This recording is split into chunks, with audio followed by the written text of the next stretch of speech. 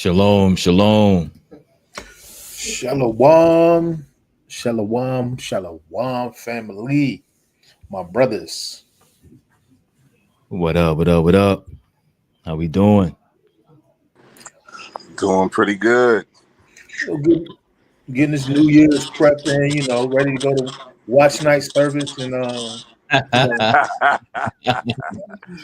That's funny because the wife asked me, she's like, "You want to go to a watch night service?" I'm like, no. Yeah, man. no disrespect to those who are Christian. No disrespect. We just being silly. Not at all. Not at all. Shalom, princess. Malaysia's in the building. Yeah, you know what's amazing about that though? It's amazing growing up as a Christian, not knowing that we were the children of Israel. All those years of going to watch night, not one time did the Most High tell the pastors, the elders, the evangelists, the prophets, not to do watch night. But when we came into the understanding that we were the children of Israel and we must adhere to the laws of Moses and keep the faith of the Mashiach, my mom, our mom, was preparing to celebrate watch night. God. And she said the spirit told her, not so fast, my friend. Not so fast. Not so fast. You can no longer do that no more. And it's amazing how he allowed us in our ignorance because we didn't know. Right. And then when we came into the understanding, now he's saying, you can't do that. Go research that. Right. And we'll find out a lot of these things are tied to other deities. So, we used to think, watch night. And it's crazy because a lot of us went to watch night and then went partying afterwards. Oh, man. Think about that, fam. Yeah. Guilty. We went to church, prayed, the stroke of midnight hit, then we out to the clubs or whatever folks did. Look, happy that we made it to the next year. Facts. Shout out to Sister Mary from the Great Northwest, our nephew, young KD, a nephew on Suka's son, young KD, Young in the KD. building. Do we want to put the link in for him? Yeah, we'll get that link in there for him. Put that link in for young KD if you want to join us.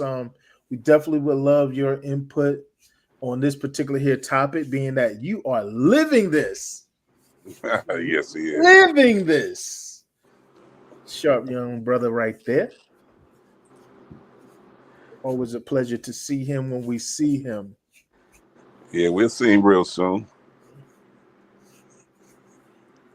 The link is in the chat for you, Miles, if you want to join us, especially for this here topic. Remember, like, share, subscribe. Like, share, subscribe. It helps push the message, the algorithm out, so other people can be exposed to it.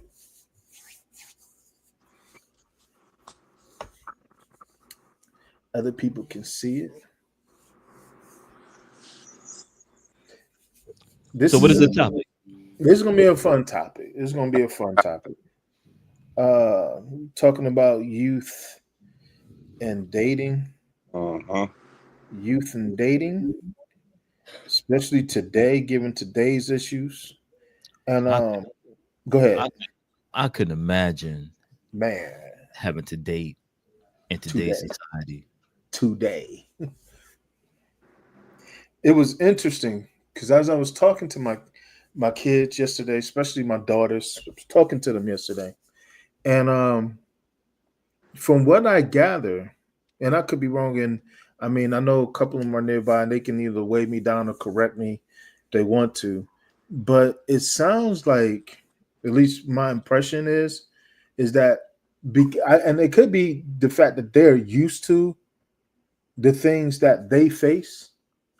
And so because they're used to what they face, maybe our impression of what it is and what they face is bigger than what they think it is. And what I mean by that is I was listening to a content creator, Ringo, and he was close to our age. And he was talking about how, sometimes, especially people when they post pictures of themselves, it don't be the pictures that they have or whatever. Like they don't look like, they post like old pictures. Like say if I post a picture of myself, I'll post a picture of myself when I was slimmer rather than what I look like now. And so I bring that up as a point that the dude said to, Hey, can y'all hear me? Hey, Miles, what's up, nephew? What's up? What's up? How y'all doing? Yeah, we doing good. Doing good. What's I up? know you was looking forward to this topic, so I'm glad that you are able to make it representing the young people. I try to get a couple of your cousins to want to join us, man, but they didn't want to do it. Man, and the crazy thing is, I don't even think it would be like a smoke type topic where we on you guys' heads, man. I'm really eager or excited to actually hear feedback from you guys as youth. I'm most definitely happy to be here. I definitely want to give my, my input or my, share my knowledge on this topic for sure. Man, what you go share? No, it's interesting. I'm clowning with it. What's up, son? No, I was gonna say now the dating, like nowadays, it's a little different. Like I feel like you got to get young people on here to really, talk about their experiences and stuff. Yeah. But what really sparked this for us, and why we were talking about this too, maybe you can add input to this. I know that some tenets of what we believe, you're not all the way on or focused on. Is that you, Miles? Or is that you, Sue? Or Miles, you outside? Yeah, my bad. Okay. But do the audio sound bad? You just had a lot going on in the background. Oh yeah, my bad. But one thing that your cousin Imani actually said, I was talking to Imani Asia and Sean yesterday. And one thing that your cousin Imani said yesterday was, we're encouraged to connect with men that are Israelites. But she said that the men that are Israelites, they're more interested in lording them than loving them. And so she said that a lot of Israelite men who understand the knowledge or understand this, that, tend to treat the women bad. And so I couldn't deny it. Listen to how some of the brothers who actually, believe and understand the scriptures to what we, and what I think understand is a broad term or loose term. I don't agree with the term understanding, but what sparked the conversation is, we were talking about this one guy, his name is Ringo TV, and he was saying how he would want to, I guess, reverse look up the picture of a woman to make sure that, it's a woman, etc., because he's that paranoid, or he would be that paranoid given what y'all deal with today. And to me, that's real. That's real, because I've always thought about that. Like, we didn't have to deal with, like, the women getting sexual transitions and things of that nature. Like, it's a whole different. Were actually women. Go ahead.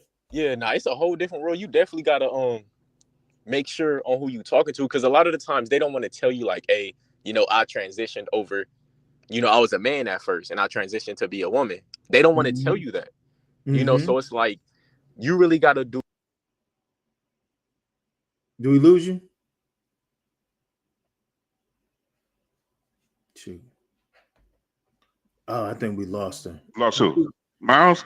Yeah, y'all don't hear him, do y'all? Hello? Yeah, we hear you now, son. Okay, yeah. It's crazy out here. You definitely got to make sure.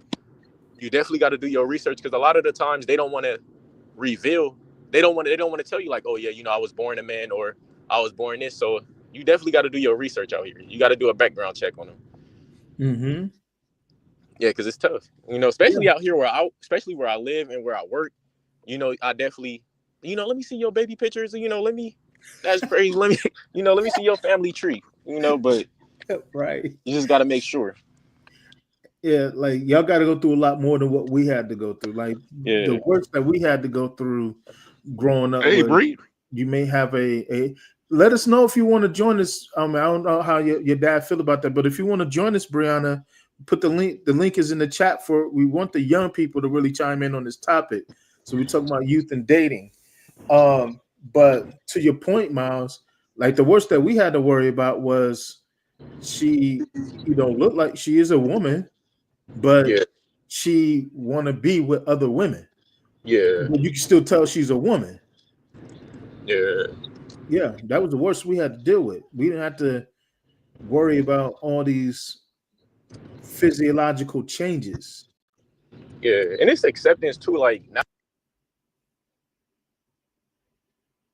We keep losing Miles. I think he's driving. He might have to get to a point where he's sitting down somewhere. Yeah. I'm about to pull over right now. Yeah, but I was gonna say like, nowadays it's different because they accepting everything, like, and you really can't take a stand on what you believe in, because if you do that, it comes with a sacrifice. Standing up for what you believe nowadays come with a sacrifice. So it's like it comes with consequences. So it's definitely different from back in y'all times, for sure. So let me ask you this, because from a parental standpoint, and even some of the things that sparked some of our dialogue and conversation, we talk about dating today. I'm looking at the situation with the young man, and I don't want to quite get into his situation as much as the role of a parent or a father. But there's been a lot of talk about Travis Hunter and his girlfriend and things of that nature. So, for your standpoint, you are a young man, a potential young man, a means, etc. And things of that nature. Yes, sir. How much role? Your father's literally on the stage. How much role do you think a parent should play in influencing just life decisions as it pertains to who you end up with as a mate? I think the parents should have, to be honest, I think the parents should have a role in that. Not too big of a role, because at the end of the day, you got to let your child live and learn. I feel like you should be there as a parent to give your kid advice, and let them know what they're doing wrong. But at the same time, you got to let them go out there and bump their head a few times, because the more you tell them, like with the Travis Hunter situation, like people keep telling him not to do it, which is making him want to do it even more. And so it comes with like teenagers and stuff like that. The more you tell them not to do something, the more they're going to want to do it. And so I just feel like as a parent, your job is just not your job, but like for me, if I was if I had a son, I would just give him advice. And when he do fall, I'd just be right there to pick him up, like, hey, this is what you got to do better. This is what you went, this is where you went wrong. And so like, that's my take on that. Like, I just feel like the parent should be giving advice, but don't try to strong arm your way in there. Like, hey, do this or not, just, give some sound advice. And when your son fall or your daughter fall, you just be there to pick them up. Don't like bash them. Like, see, I told you. That's interesting because so can we look at it even from let me get your viewpoint now from a scriptural standpoint. Yes, sir. Okay, so of course, I know that you struggle with some of the things that we believe, and you may be not all the way on board with everything we believe. Yeah. But understanding the scriptures or understanding Torah. Yes, from sir. a historic standpoint, we'll deal with from a son standpoint. Yes, you do understand that even though the son was able to pick, usually the fathers did have a stronger say. Yeah. Into who your son, like when you looked at the situation with Abraham and Isaac, right? Yes, sir. The servant was required to go and find Isaac a wife. Yeah. Do you recall? I don't know if you're familiar with it, but do you recall what Abraham instructed his servant Eliezer to do? Now you have to refresh my memory. Okay, so what he did was he had an Egyptian servant, and he instructed his servant not to pick a woman from the nation that he was currently living in, but to pick a woman from his homeland because of similar values, similar background, etc. And the reason why we say that is because a lot of times, from a historic standpoint, Yeah. A son can be influenced by his woman away from the faith or away from the truth. Yes, sir. Yeah. And so we're careful. Like, so say you're talking with your dad, you have an interaction with your dad. Mm-hmm. Your dad will require you to meet a woman that, even though you may like her, meet a woman that's in the scriptures, or believing she may not know what you know, she may not know what your dad know, but she understands the scriptures from a base that she's willing to learn what you know. And so your dad may require that. But what are your thoughts on that? That, when you talk about that historical context of how we used to do it? To be honest, I feel like there's some good in that, for sure, but in this day and age, I just wouldn't agree with that. I feel like your kids are gonna make they're gonna make their own decisions, and it's only, and it's tough because it's like it's some good in that, but it's also like, that's not something I would do, with my kids. And I would give my son or daughter insight, or be like, this is who I would want you to be with. I think this person is good for you. But ultimately at the end of the day, they're going to decide and choose for themselves, And so I just feel like nowadays it's very, very different. It's way different. Agreed. We're talking, brothers. I don't know if there's anything you guys want to interject with this. Did somebody else just come into the stage? I see another name. Oh, is that Gerald? June. June?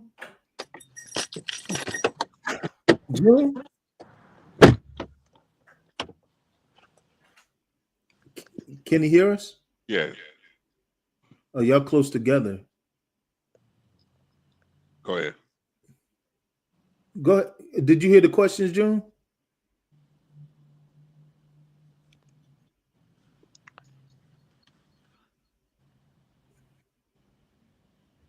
Okay, you can come back.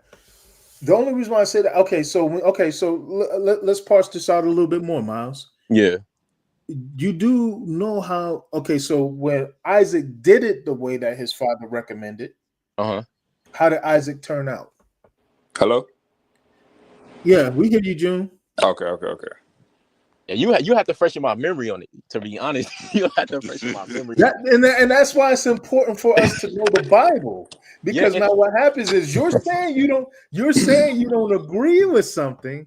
Yeah. That when I ask you a question about it, it's like, how, if you don't have full understanding about it, how can you already automatically disagree with it? Because it's like, that's like I'm paraphrasing, like I'm like basically like the question you asking, like I'm basically like going off of, the question you asked. Isaac ends up meeting Rebecca. Isaac meets Rebecca because he followed his father's advice, and he met a true woman of the Most High that helped him build basically the nation that we ended up becoming. So when you look at the marriage between Isaac and Rebecca's marriage was great. Yeah. Okay. So understanding that Isaac he followed the wisdom and the counsel of his father Abraham. Yeah. I'll give you another example. Samson, called, Nazarite vow, anointed. His parents asked him specifically, why is it that you won't date a woman from your people? Yeah. Ultimately, he ended up running in and he meets Delilah, a woman of his choice. We know the rest of the story. Yes, sir. Yeah. And so I guess what I'm saying is, when we talk about, from my standpoint or from a parental standpoint, I think that parental involvement or understanding, I think that's great in a relationship, because at least we've been where you at. Yeah, and that's why I say, like, I agree with you, and also I don't, because it's like a parent being like, if I'm dating someone, right, and their parent is too involved into the relationship, I wouldn't want to deal with that person. You know, I wouldn't want to deal with them. And like, because you said what happened? I get what you're saying. Mm-hmm. Like, I wouldn't want to deal with them. And like, ultimately, yes, like, ultimately, I would like, if I'm bringing a woman around the family, I'm going to want y'all advice. I'm going to be like, okay, you know, what y'all think about her? And I'm going to take your advice and I'm going to take heed to it. But ultimately, it's going to be up to my decision. And I'm the one that's dating this woman because y'all just probably met her. Like, let's say if I brought a woman for, you know, the Sabbath, y'all getting together and I brought her around and y'all be like, you know what? I don't like this person. You know, this person does this, her attitude. But I've been dating her for like 2+ years. I'm not going to be like, you know what? I need to break up with this person. I need to break up with her because of what you guys are saying, you know? So that's why I'm saying, like, I also, like, that's why I'm saying, like, I don't agree, but I also do agree. Because it's like, to a certain extent, I do believe that the parents should give their child advice, you know, ask them, like, you know, what's going on? How's your relationship going? But to that extent, nah, I just don't agree. That's why the parent have to say so. You just take heed and just bear to what they're saying. You got to just break up with the woman. There's a difference between giving someone advice and saying, you know, God, don't date that person, and you actually not dating that person, you know? You know, the crazy thing is sometimes we will see what you don't see.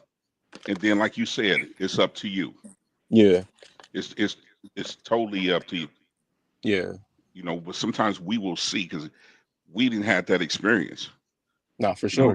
And like I tell y'all, you know, I tell y'all from the get-go, be careful who you date. You know what I'm saying? Get to know her mind first. Get to know her. You know what I'm saying? Before you put all that extra effort in and trying to go all the long route. Like I told June, I said, you going up here to college. You know what I'm saying? I said, it's going to be a smorgasbord. You know what I'm saying? Uncle Gene talked to him. Uncle Sean talked to him. You know what I'm saying? So we give you the wisdom. It's up to you then. It's up to you to apply it to what we tell you. Because like Grandma always said, and I took this and took it to heart. Yeah. I'm not telling you I'm telling you my experience, and I'm gonna give you the Bible. Yeah. That's all I'm gonna do. You know, as a father, I see things and I say, son, hold up, watch out now. You know, because I've talked to several women that June has spoken to. Yeah. You know what I'm saying? And I say, listen, you need to take your time with that. You know what I'm saying? That's just my insight, because a conversation can tell you a lot of things about a person. Nah, for sure. For sure. And that's why I tell you, you know what I'm saying? Take your time, slow down. You're a handsome dude. You know what I'm saying? But base it, get to know somebody. The scriptures tell you in the book of Sirach, it tells you, have a woman after your own mind. Wait, time out. Let me jump in right there. Y'all heard that verse. My question to my nephews, love y'all to life. What does that verse mean to you? If you want to go ahead, June, you can go ahead. Well, wait, can you say that question one more time? Repeat the verse you just quoted, Sue. The scripture tell you, have a woman after your own mind. What scripture? What scripture is that? Ecclesiastes. Yeah, I can pull it up. Go ahead, big brother. Let me look at it. I don't know right for. Go ahead, finish. Tell you what you're saying. My question is to my nephews. The verse says, have a woman after your own mind. My question to you would be, what does that mean to you? What is your understanding when you hear that verse? Well, what I think is, say our mind is we're searching for Yah. That's basically my wife should be doing the same exact thing that I'm doing, right? She should be looking for Yah just like I am, and following in my footsteps. Wherever I go, she goes. Am I wrong? No. Right. Okay. Yeah. Sirach 7:26. Hello? Yeah, either Sirach or Ecclesiasticus 7 and what? 26. 7 and 26. Maz, did you want to add to on that? Yeah. I would say that means, like, if I'm following Christ and Christ is the head of me and I'm the head of my woman, that's like hold on. I mean, can you say the question? Can you ask the question again? The verse that your dad brought out. What does that verse mean to you? And let me read it again to you. The scriptures, Ecclesiasticus, the 7th chapter, 26th verse. It says, hast thou a wife after thy mind? Forsake her not, but give not thyself over to a light woman. A what? A light woman.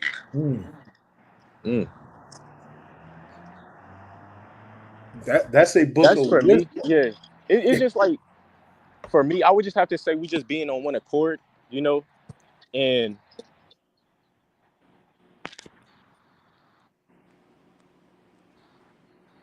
Are you driving again, Miles? nah, I'm outside. My phone keeps turning off. I'm on. I don't know. I usually like when your phone turn off, you can still speak. But for me, that's just just being on one accord. You know, we having the same mindset. You know, she's following me as I follow Christ, and that's my take on that. She's following me as I follow Christ, and we basically just being on one accord. You know, we sharing the same values. The things that I value in life, she values. You know.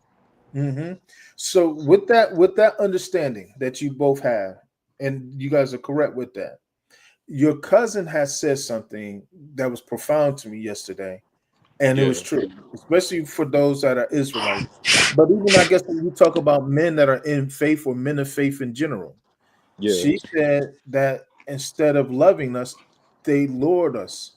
So it's like the pickings for them are lower. And I mean, you can even, I guess, equate that to even older women, etc.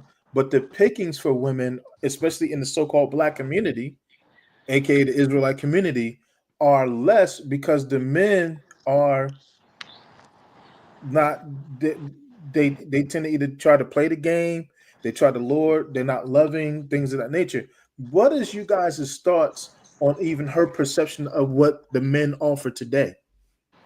I would have to agree with her. You know, I just feel like a lot nowadays, a lot of people are listening to bad advice, especially like young men. Like there's like I don't know if you guys heard of Red Pill podcast, or like there's a lot of podcasts and a lot of men going on the internet spewing hate towards women. You know, for some reason they had like one or two bad experiences with women, so they go on the internet and they tell men, you shouldn't do this, you shouldn't love a woman. Like if you care for a woman, you a simp or you a sucker. She's trying to play you. And so it's a lot of fear. Nowadays, a lot of older men are spewing hate and fear to younger men. And so a lot of younger men it's like a fear. Like they don't want to show too much love. They don't want to get hurt. They don't want to do certain things because they feel like the woman is playing them, using them. And so I would have to agree with I don't know if you said Imani said that. Yeah, Monty said that. Yeah, But I I have to agree with agree you, with son. Yes, Imani. sure. You know, I just agree. feel like right now there's not a lot of great examples out there as for like older men telling a young man this is what you should do. You know, don't listen to that. This is the right advice. You know, like this is the right thing to do. What you see is a lot of hurt people.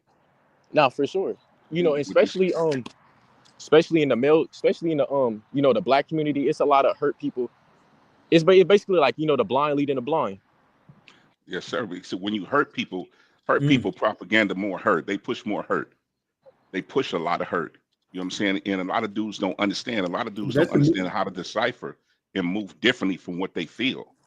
We got a society based on feelings. That's the media.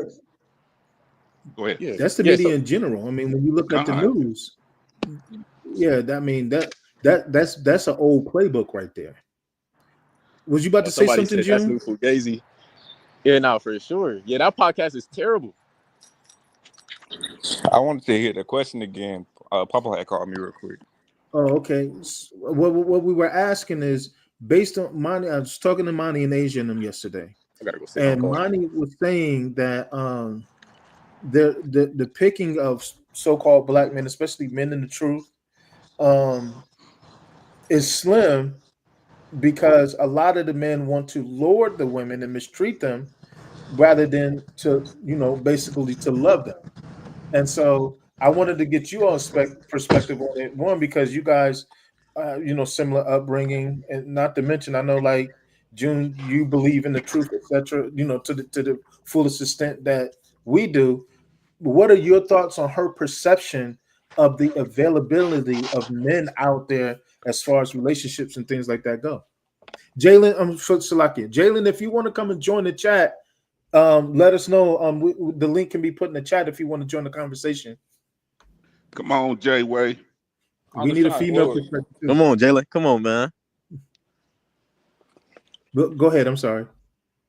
No, because I'm trying to understand that question, but at the same time, I'm not getting it. It's basically like, hey, June, like Like, what's your view on Yeah, you. what's your view on men today and how they treat women? Oh, Especially men in the terrible. truth. Oh, Especially men in the men. truth. Yeah, men in the truth. Okay, men that know we're Israel. What is your viewpoint on that? And and her feelings of that the men who's supposed to know that we are the people of the book treat women like crap, and there are not a lot of good men available who are in the truth. Oh, But well, my bad. Can I hop in? yeah. Go ahead. I was gonna say also too though. There's a lot of I ran across a lot of Hebrew Israelites, and a Mhm. lot of them only believe in the Old Testament. Like especially a lot of the men that I've encountered, and like their view on how to treat a woman correctly is It's crazy. it's totally wrong. Let's Like put a it like lot of the that. conversations we have, it's like a lot of them are not looking for they're not looking for a partnership. A lot of them are looking for like a slave.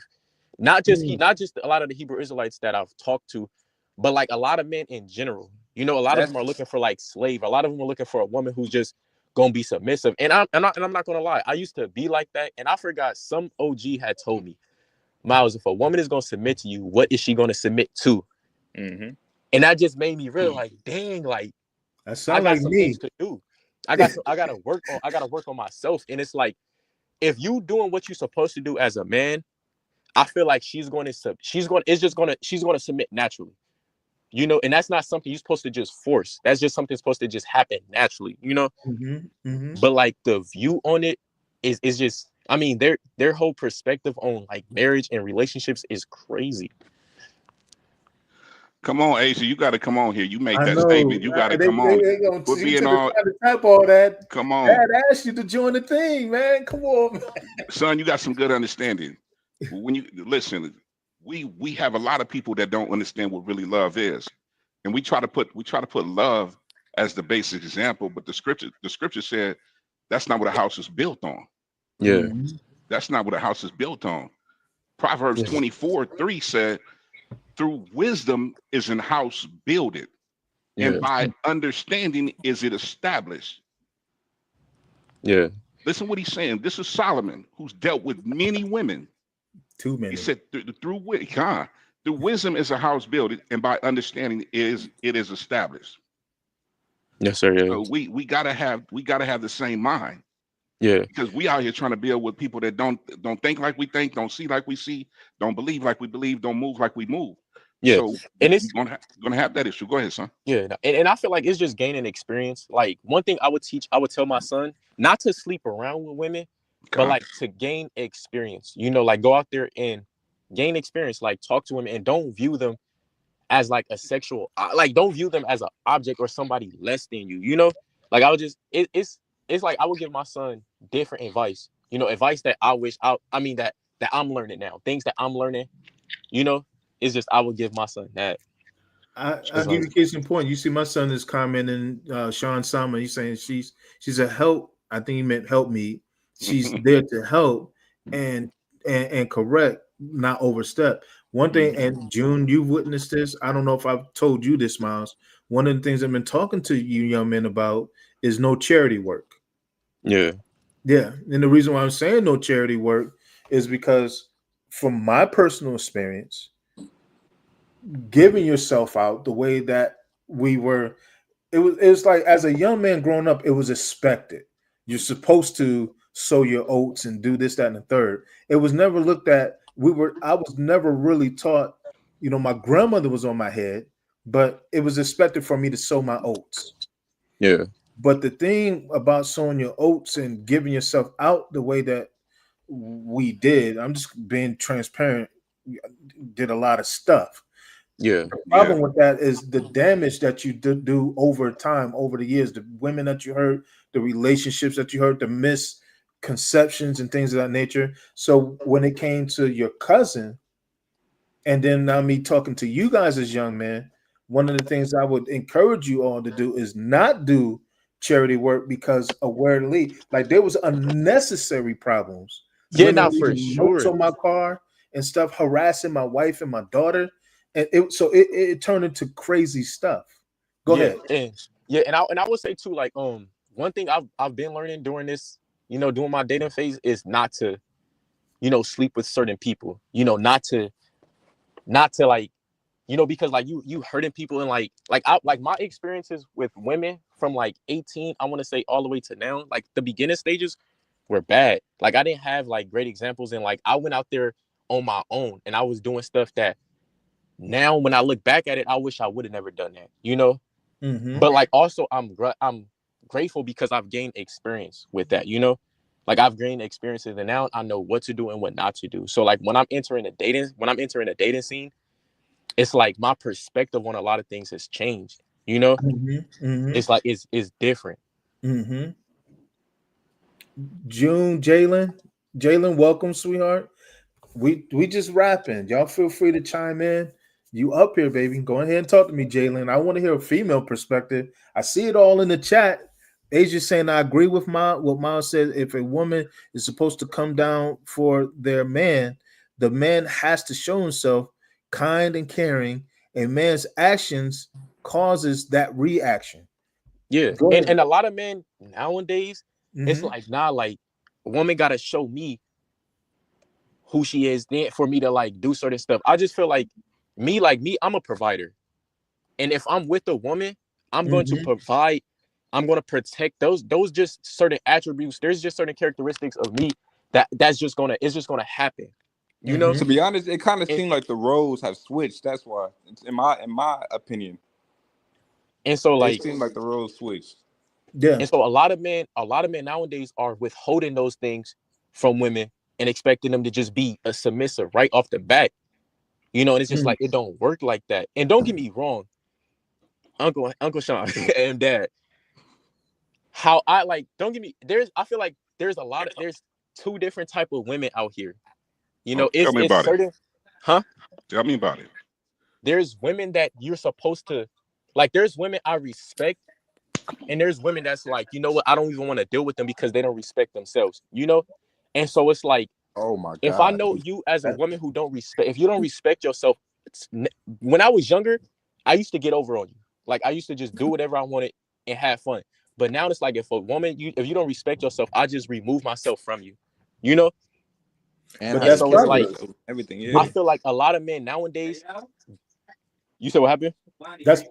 That's Proverbs. Yeah, and I was gonna say like nowadays a lot of men don't know which one is which. They don't know which one who you. I just feel like you need to have experience with women so you can know like, okay, cool, like this is the woman you're supposed to do that with. And if you see a woman that you're not supposed to do that with, you just leave her alone and get out of there. I say this to you, son. Let me say this real quick. Coming up, when I was your age, coming up, it was the thing was you had certain type of dudes that did certain type of things. It depends on what you look like and what was in front of you. Yeah. You know what I'm saying? Because at the life I was living, I was gang banging. I'm doing whatever. You know what I'm saying? I'm straight East Side Hustle crew. I'm out here, whatever. I didn't care about a woman's feelings or emotions or nothing when I was in them streets. You know what I'm saying? And I took advantage. I did what I did. You know what I'm saying? But the Most High, when you come into this word, it transforms you. It transforms your thinking. What we seeing out here on a lot of these podcasts is a lot of dudes like, listen, I don't take advice from reels. And I put that on Facebook all the time. I don't take advice from dudes because I could tell if you don't, the word ain't speaking, it shouldn't be speaking me, trying to govern me. Yeah. Yeah, I was just, No, I'm not talking about you, son. I'm just saying that. No. I'm saying like, I was just talking to someone about that. Like I was telling them that I can't take advice from a lot of these men because like for me, I can't take marriage advice from someone who hasn't been married 10 plus years or who hasn't been in a relationship. Like I have a homie, he's been dating his girl for 5 years. And sometimes he come to me about stuff and I'm like, yo, boss man, in that field, I'm kind of foreign. You got to go talk to your dad or somebody who's been in those situations, who's experienced that. Like I can give you what I think is right, but I can't really, you shouldn't be taking advice from me, So like I definitely agree with you on that. Like taking advice, like I can't take no advice from reels and just short little clips. Yeah. It'd be some good stuff though. I'm not gonna lie. Like if it's some good advice, I'm definitely taking it. But you gotta fit. There was a comment that June was about to make earlier that I wish we could have got to. Go ahead, June. I don't know if you remember it. Yeah, What was the that's what he question? said. The roles. Oh yeah, the roles. No, I was saying the roles. It seems like the roles has switched. It's like the men are acting more like the women, and the women are acting more like the men. Hmm. Yeah, nah, for sure. And Why do I you think? Why you Let think? him Why go. do y'all think that is? society. I think it's because all the influencers and all the popularity that's going around with all these people just switching up everybody's mindset. That's what I think it is. And I also And the feel like men there's becoming an attack. softer, stuff like that. Yeah, and I also feel like there's an attack on masculinity. Like as a Oh man, yeah. there's just certain things you can't Very much so. like Uncle Sean and Dad. Like You when I'm dating out here, how like when I tell someone how I want to raise my kids, like that's very big for me. You know, cause like I'm very like I'm big on like disciplining, and there's just certain things that I wouldn't want my daughter to do.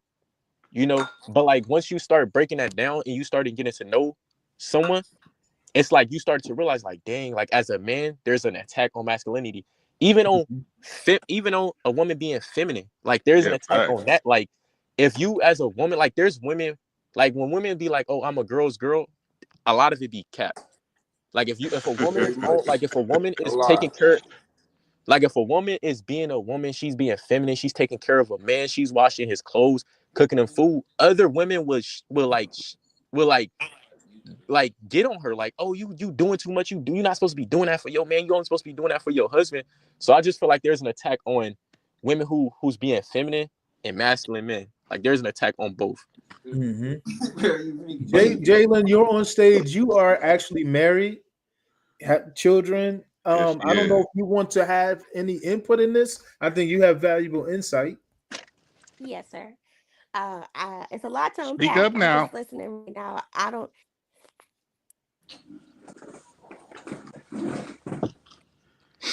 Hello, can y'all hear me? Now Yes, we hear we. you. Yeah, we hear you. Hello, can y'all hear me? Yeah, we We hear can hear you. you, Jay. Maybe she lost her. Hello. I think she can't hear Jalen. us. I don't know if y'all can hear me. We Jalen. can. I was hearing y'all, but now I can't hear y'all anymore. So hold on, let me leave and come back. Okay. Now, and that's facts. Like I agree with what was taking a deeper look. Who's that, Uncle Gene? Yeah, Probably. it's Yeah, I okay. agree with that. You know, but like in this day and age, it's like when I'm saying I don't wouldn't want to take advice from certain people. It's just a lot of these men, like I would advise people not to take advice from someone who hasn't been married over a certain period of time. Like if I had to just give that out to like a random person or to a young man, I would tell him like, hey, a lot go sit down with somebody who's been married 10 plus years, who's experienced what you're trying to get into. You know, like there's a lot of people who's trying to give advice and they never experienced that. You know, and I Hear was me? one of them. I used to try to give people advice. I used to try to do this, but it's like there's certain things I never experienced, you Hello. know? And We We hear so, hear you, you, baby. Jalen. Oh, okay. Sorry, I didn't know if y'all could hear me or not. yeah, but I agree though, for sure. With what taking a deeper look just said, for sure. Go ahead, Jalen. I was saying, uh, yes, would like to chime in. It's a lot to unpack, so I would kind of need a question or a statement to kind of go off of because I was just taking it all in. Okay, so what would you? Okay, let me put this. Okay, she just gave me insight. Okay. Your husband didn't start off as believing what we believe as far as being a Hebrew, Right. but he's to that point where he's come all the way around. Yes, sir. How would you describe your journey and how you, because this is what your cousin said, Okay. because a lot of the men that know that we're Israelites, they treat women badly. And so they're in a sense trying to lure the women rather than love the women. Mm-hmm. But you seem to have a very, well-adjusted relationship going on. How would you describe your transition with your husband as far as coming into the truth and yet having a healthy marriage, a healthy relationship? I ain't say Um, perfect. right, healthy. Yeah. It is very healthy. Um, if I'm gonna speak from me being married to my husband, I would definitely say that, first of all, he was raised by wonderful parents. His mom and his dad were very active in his life, even though they were divorced him at a young, they went through a divorce when he was young. I think he was like 9. So one, he had healthy parents. His mom and dad, despite their differences, came together and raised him very, very well. His dad taught him how to respect women, how to treat women. And Kai he does not play into the whole role thing that people do today, like, oh, women have to cook and clean and take care of the kids and men just work. We figure out what works for us. And even if, society thinks that women should cook and clean and do this, and men should work and women should work, we do what works for us, and we're very open and we communicate about things. He Hello, did we lose her? Dang, did we lose Jalen? Is it me? I think we did. Oh, she was saying some very very good stuff. She was talking about communication and everything, and like, Yeah. golly, like real stuff. Yeah. And I would have to agree with what Jalen's saying. Like, you have to, especially like when it comes to like doing what works for you, the roles and all of that stuff. Like, it goes back to what we was talking about, like the view on how a lot of men, like a lot of men view on relationships. A lot of men just are going into the situation with, I have to lead. I gotta like, the man, there's roles in this. And it's just like, in a realistic setting, like sometimes it just doesn't work like that. There's days where you're going to be 100 and she's going to be, or there's days where you're going to be 90. She's going to be 10. There's days where you're going to be 70. She's going to be 30, So it's just like, in a realistically speaking, it depends on the moment. It depends on the relationship. And there's days like me, I'm the type of guy where, Uncle Sean, if we're both working, me and my woman is both working, and it's my day off and she's going into work, when she comes home, I'm gonna make sure there's food. I'm gonna make sure she got something to eat. I'm gonna make sure she good. I'm gonna make sure the house is clean. And let's just say, for instance, we got kids and I come home from work. Like kids is a full-time job. Like, that's a full-time job, and it's tough. If I come home and my wife has been watching the kids all day or watching the baby, I'm gonna be like, baby, go get you some rest. Let me watch the kid. You go take some time out for yourself. But a lot of men don't think like that. They think that's sucker shit. Like, they think that's, you a sucker if you do that. And it's crazy to me because it's like, you're supposed to love. This is your wife. Like, this is your wife. Like, this is the woman you're gonna spend the rest of your life with. Why wouldn't you want to do certain things, cater to her, care for her? A lot of people. Am I going in and out? Can anybody hear me? We can hear you, baby. A lot of people, son, have never experienced what you're talking about, or never been taught that, or never been shown that. So how do you tell a young man your age what you have on your mind? Hold on, can we throw it back to Jalen real quick? Yeah, go ahead. Some real stuff. And did I go out? Yeah, you went out. You went out. Oh, okay, because I was still talking, and I just heard Miles. I was like, maybe I went out. Maybe okay. I'm sorry. You were spitting some real stuff, Jalen. So I want to go back, and I agree with my Asia. She has said, "Hey, Tanasia, I saw you up in it too, baby girl. If you want to join us, the link is on the stage. The link will be brother. Majesty, you too. I'm surprised Majesty ain't up here yet.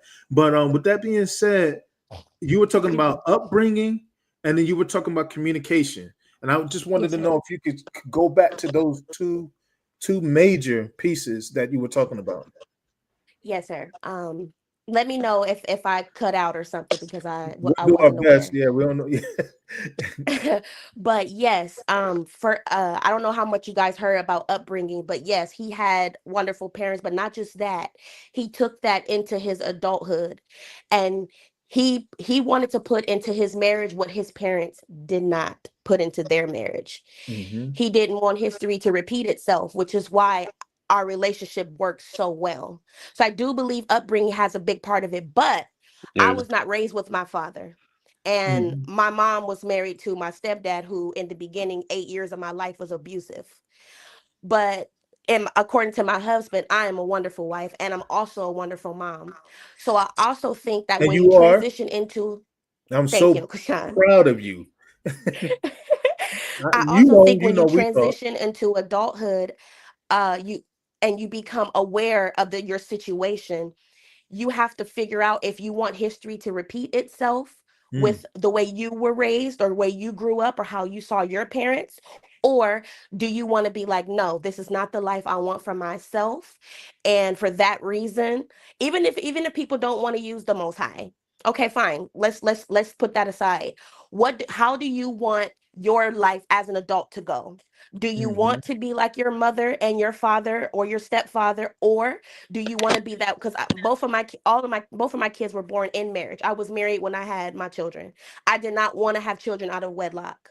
So when I became old enough and turned 20, I said, baby, I love you, you love me, we've been together for a year. Yes, I knew he was mine.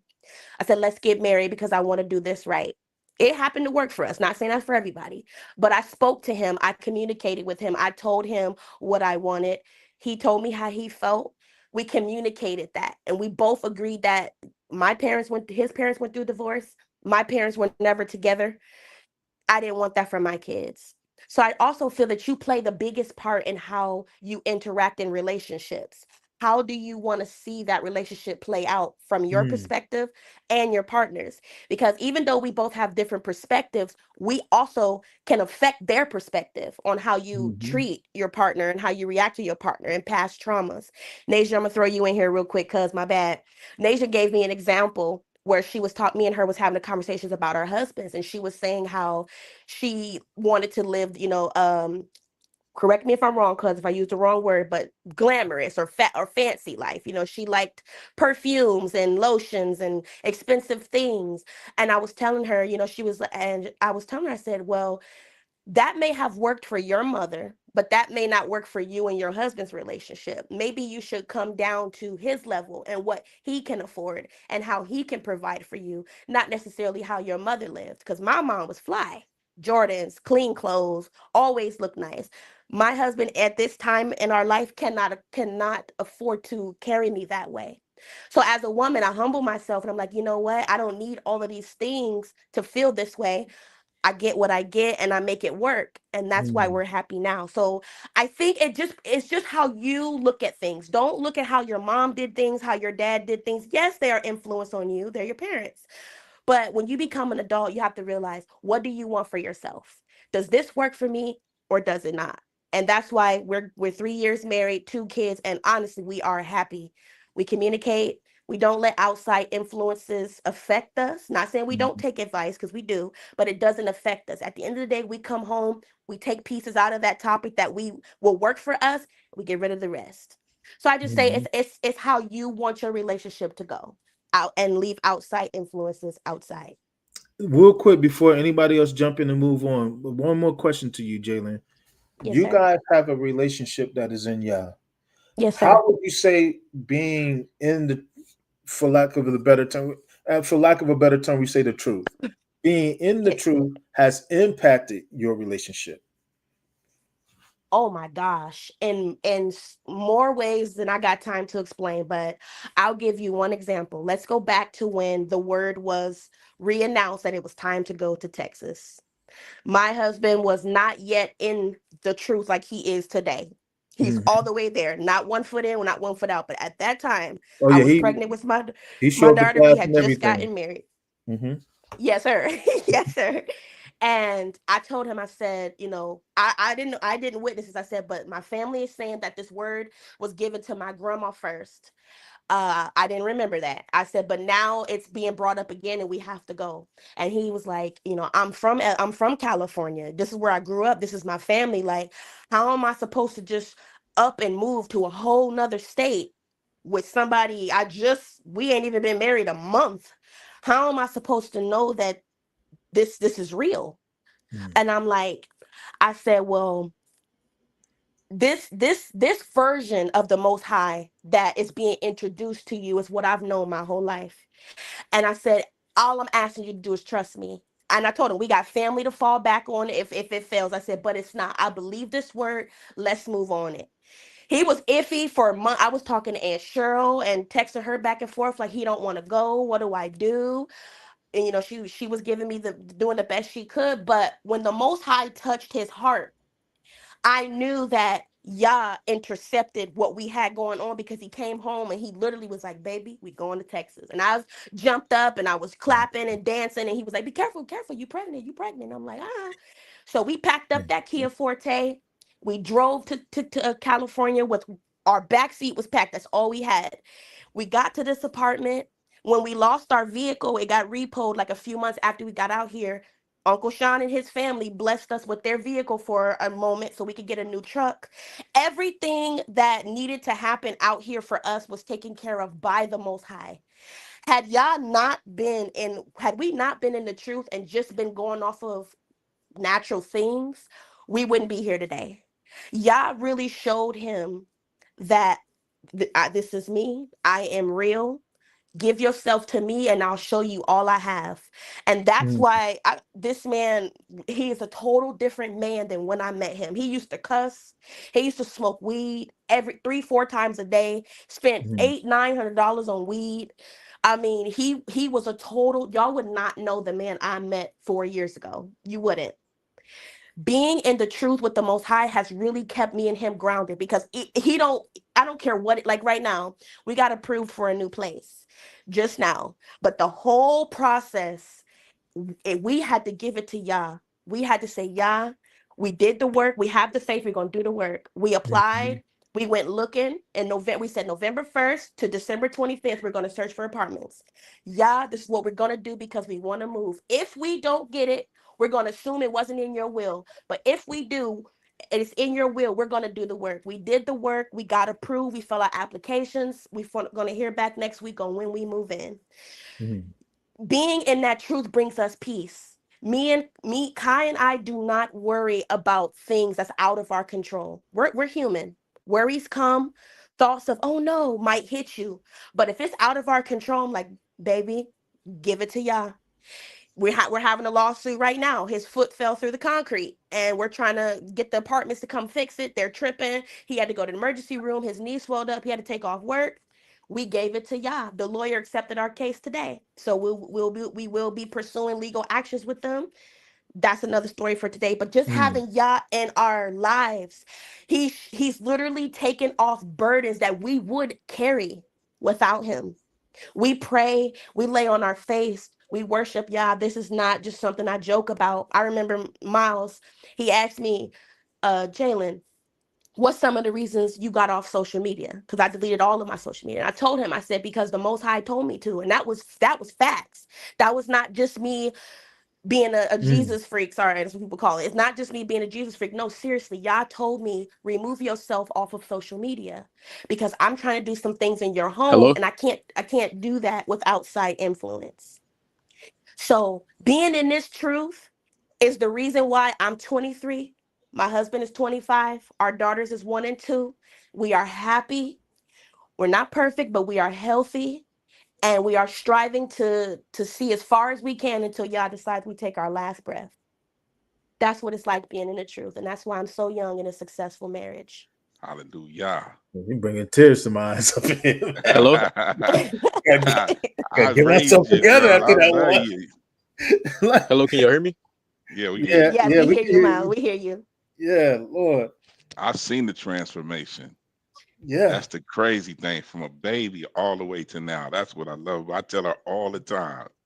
And they will reach out for counsel. They do, and we do our best to serve, but they figured a lot of things out. Like they're not one of those couples that you have to sit on. We don't have to sit on them like that. They figure so to the point of that, because man, God. To the point of all that she just said, we're talking about dating. And what it looks like for this generation, and we just heard heck of a success story. With that being said, what do you guys feel, especially hearing some of what Jalen has presented, and she's in you guys' age bracket? What do you guys feel leads to these type of successful transitions into not only living the truth, but a young, happy, adjusted marriage and raising your children, the next generation, with this understanding? Go ahead.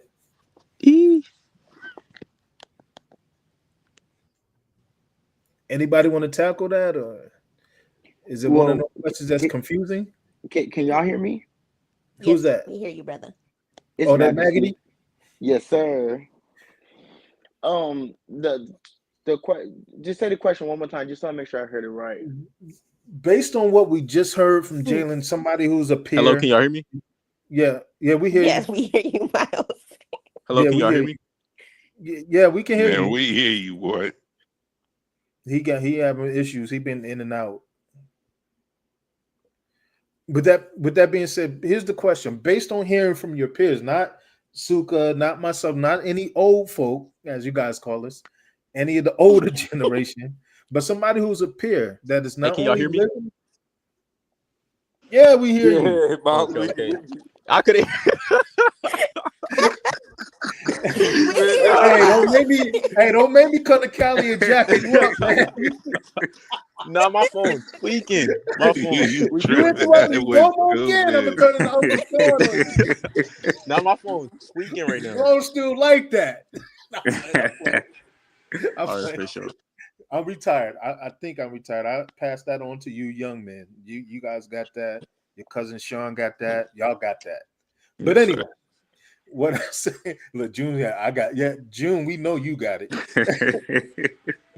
With that being said, based on what Jalen has presented, a lot of the major key issues she presented, Miles saying some powerful stuff earlier. What does this dating process look like? I have a few questions, but I want to get you guys' input on what you guys think like the dating process looks like for you guys today. I have questions, but I don't want to guide them. The two biggest. Oh, go ahead, Jay. Go ahead, Jay. Go ahead, June. Go ahead, June. Go ahead. No, go ahead, Junior. No, because for me, I think the two biggest things that you need to keep a relationship to last, to make a relationship last, is most definitely to have y'all in your life, and to understand that y'all both are not at where y'all want to be in life at the moment. That's exactly what I was going to say, That's June. powerful. That's What do you- exactly Because Expound on that. That's powerful. yeah, because I'm only saying that because from my experience, they expect me to already have everything that they want their man to have. Yeah. But I am in college. I just came to college first year. I don't have everything I already want to have for myself. Mm. So there's no way that what I don't have for myself that I'm gonna have for you until I get what I need for myself. I don't know how to explain right now, but y'all get what I'm saying? You're doing Let me good. help you with it. Let me help you with it. Okay. I'm I glad would you say, went that way. I would love to chime in on this one.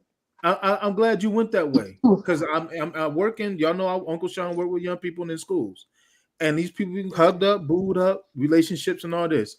One of the things I always ask young people is, what do you know about the person you're dating, and what do you have to offer? And Appreciate this, if I Sean. can if I can jump in on that, Go ahead. it's a really good point that Junior brought up, because when you're finding yourself attracted to a female, or you're attracted to a male, and you look at them and you see in your eyes, You better mean female for you. there's women and there's men on here, Uncle Sean. There's I'm women in the chat. being funny. I was being funny. Go ahead. What do you Relax. call it? Sensitive. Man.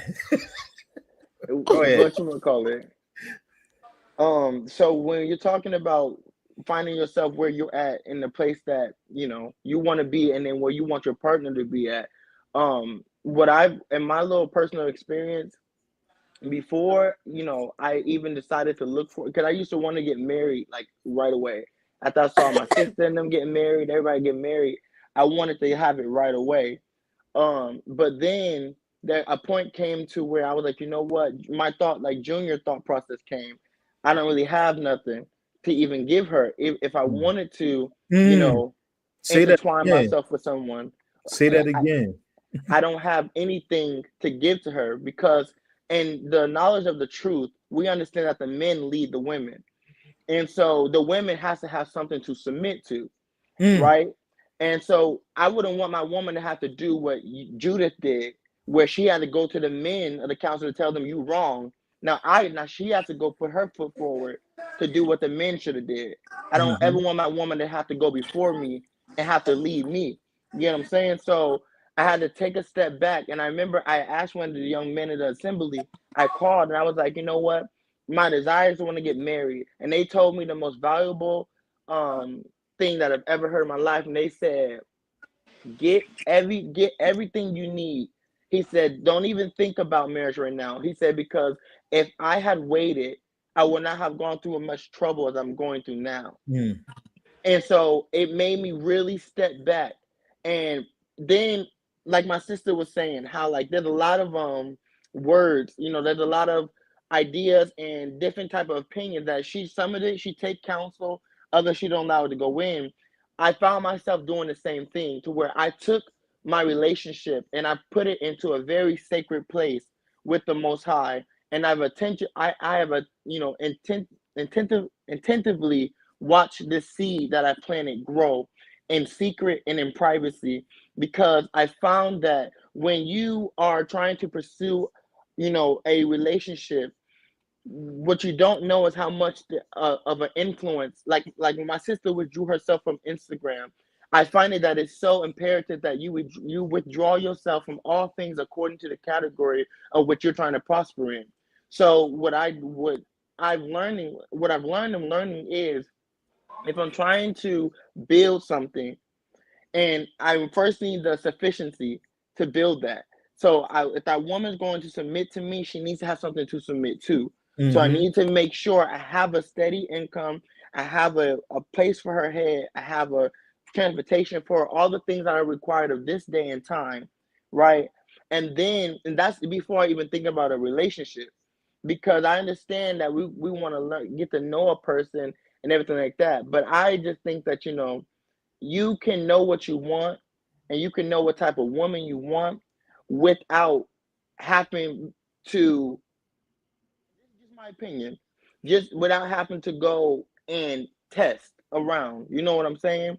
Mm-hmm. If I know in my head, I want a woman to, when I say look, I don't mean physically, you know, because It could be I, physical. I mean, let's well, be yeah, real. no. But I'm saying in my Let's be eyes, real, Max. Come on now. I'm gonna tell you what I think. Like in my Mm-hmm. eyes, I like a certain type of, I like light skins. I like, you know, girls that are particularly not small but not humongous. I like them like middle range, stuff like that. But that's not my first priority. My first priority is, what do your inside look like?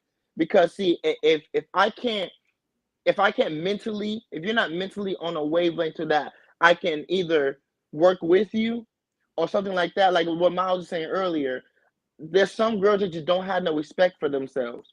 And Mhm. you and a Mm. man thinking that I can go in and change that, you know, I don't ever want my pride to puff up that big, because some women are set in their own ways. Can I expound on that, Max? Can I tap Go in? ahead. Go ahead. Tag team, can I hop in? I would have to say I would agree. I agree with Matt D on that. You know, there's just certain like for me, like I definitely do go for mental. I mean, looks is what's gonna cause me to, you know, be Get interested. your You attention. know, it's gonna get my attention right off the bat. You Yeah. know, she's beautiful, Mhm. but it's like for me, once after the first. He must be driving again. I told him Mhm. to sit still. No, it's I'm walking. I'm outside. It's just my phone keep cutting off. Be still, man. But if for me, it's just like I'm big. Like the looks is what's gonna get my attention, but your mental, your mindset, how you carry yourself, your characteristics, the things you value in life is what's gonna cause me to pursue you even more. You know, and so I agree with Majesty on that. You know, like I'm not just big on looks. Like don't get me wrong, I love beautiful women, I do, but it's like who you are as a person, your insides, your heart is what's gonna cause me to, Hmm. you know. Yeah, and if you don't mind me jumping back in, I was telling my sister a while ago, I was like, I have learned to teach myself to look at women the way the Most High looks at them. The scripture says that a woman who has order in her home, is her beauty is like the sun in the noonday, and it's nothing compared to it. So when I looked around for women, I looked around for somebody who had a mind, and who had a mind to, you know, adore themselves, and not all the fashion and the clothes and stuff, but like that moderate look, that very low esteemed look. I like that's what's gonna gravitate me towards you, because yes, you're beautiful, but what really got my attention is how you carried yourself, the mindset you had on you. And now I wanted to dig deeper in that, and I wanted to find out what made you walk or geared yourself towards that way. I have a question, Madge. How long would Go it ahead. take you? How long would it take for you to realize that? Her mindset, Yeah. one conversation. If you know the right questions to ask, one conversation will be enough for you. Okay. Yeah. No, I Mhm. definitely agree with you on that for sure. I definitely. I feel So, like after the first conversation, I'm already knowing, so Yes. let me ask y'all this. how it's gonna play out. Let me jump in with this, young man, Uh especially huh. because you guys are spitting. Do we have? I wish some more of my nieces and my daughters would actually jump in this chat. Okay, Tanisha do on you want here. to talk? Do you, Yeah, I'm on here. Monty's right here. Naja's on here. Naisha's on here. Yeah, I'm here. Monty's right here. Do you want to? Come on, So Monty. Monty's gonna be talking from my mic. It's gonna be you. Well, you know she don't sound like me. But here's what I want to put to dang, Well. getting old. Okay. So, given No the fact that problem. all of you guys on here are children of faith, Mhm. how soon do you make that part of your life known in your dating process? Right Can off I the go jump. first? Can I go first? Right off the. My Hold on, bad. ladies first. Wait, Ladies Uncle first. Sean, Uncle Sean, do you mean when do you reveal you're dating someone? Like, I don't understand. No. Oh, well, that can come up later. But I'm talking about when do you're in the beginning stages of starting to build a relationship. How soon do you Okay. make known Uh, that you are a person of faith? Okay. Can I go All right, first? Naja, eat this, Naja, Who's eat that? this. Who's that? So who asked? Can they go first? It's me, Deja. Oh yeah. Well, we haven't Uh, heard from Nasia, so Nasia go first. All right. So, so with my particular situation, that is one of the first things that I approach, because, as y'all know, I was a virgin until I got married. I had to lay out that there was going to be no physical type stuff like that. This is what I believe in. I was not looking to waste my time. So that is right off the bat is what you say when you first get interested. The whole religious and culture conversation is something that I think should happen. Like, that's something y'all should talk about first. They heavy questions, but like Matt said, when you ask the right questions, it only take that one conversation for you to really know. You know. Mm-hmm. Can I hop in? Can I I go? like to wait. Hold on, Hold on, wait. I like to piggyback off her real quick. can we let the ladies spin real quick? I Let the know ladies Yeah. spin the let the block, ladies man. do. Hey, y'all know I believe in being gentlemen. Let the ladies spin, my fellas. Y'all gonna get in. I agree exactly what Tanisha just said. As a person who was not a virgin when they got married, I still had to lay out the lines that I was a child of the Most High, and this is because I knew, in my perspective, I was not a virgin, so I knew being sexually active comes children. It comes intertwining with that person's family and this person's family, and at the time you're speaking it like, oh, as what, like Miles says, the way I want to raise my children is things I don't want them to do, things I want them to do. I have to explain that to them right away, because you can end up getting pregnant by somebody you didn't plan on being with, and now you're intertwined in this whole thing because they didn't even know from the beginning that this is what you stood for. Because if you tell them you stand for the Most High, a lot of them gonna leave. A lot of men gonna leave. They don't want to hear. I know sex until marriage, especially if you're not a virgin. No, they gonna dog you if you're not a virgin, but you're trying to not sleep with them until you get married. So it's the first thing you tell them when you're talking or you're thinking about being interested in this person, that you are a child of the Most High and this is the way you live. Because if you don't, you're gonna end up in something you did not want to be in. And Can I I? Can I? agree. Can I go? Yeah, go ahead. Hold on. Did you want to add to Monty real quick? Sure. So sometimes, for me, probably a bit of a different perspective. I think being single in the time that I am, I really have put the Most High in front of me and guide me. But sometimes it's not even bringing up the conversation. Sometimes it's bam right in your face, where it's like, sometimes I feel like if it's even worth it. A guy could say something instantly and my ears will go off, and then I'm like, all right. Like the DM get dry, the conversation stop, or to the point where is it worth it bringing up my beliefs? That's something that I feel like I do as of right now, is like sometimes some things will be said in the middle of a conversation, and that'll then tell me, you know what, it's not even worth it bringing up my culture because you're not even really worth my time. So I don't even know why I would even bring up something so sacred sacred for me. And that's just how I feel. But also, I guess if the conversation is going well, then yeah, I would bring it up. But sometimes one conversation is enough to the point where I don't have to bring it up because he already messed up. He already gave me the ick or whatever, and I'm just like, you know what? That's enough for me to know that even bringing up this special part of my life isn't even worth my time.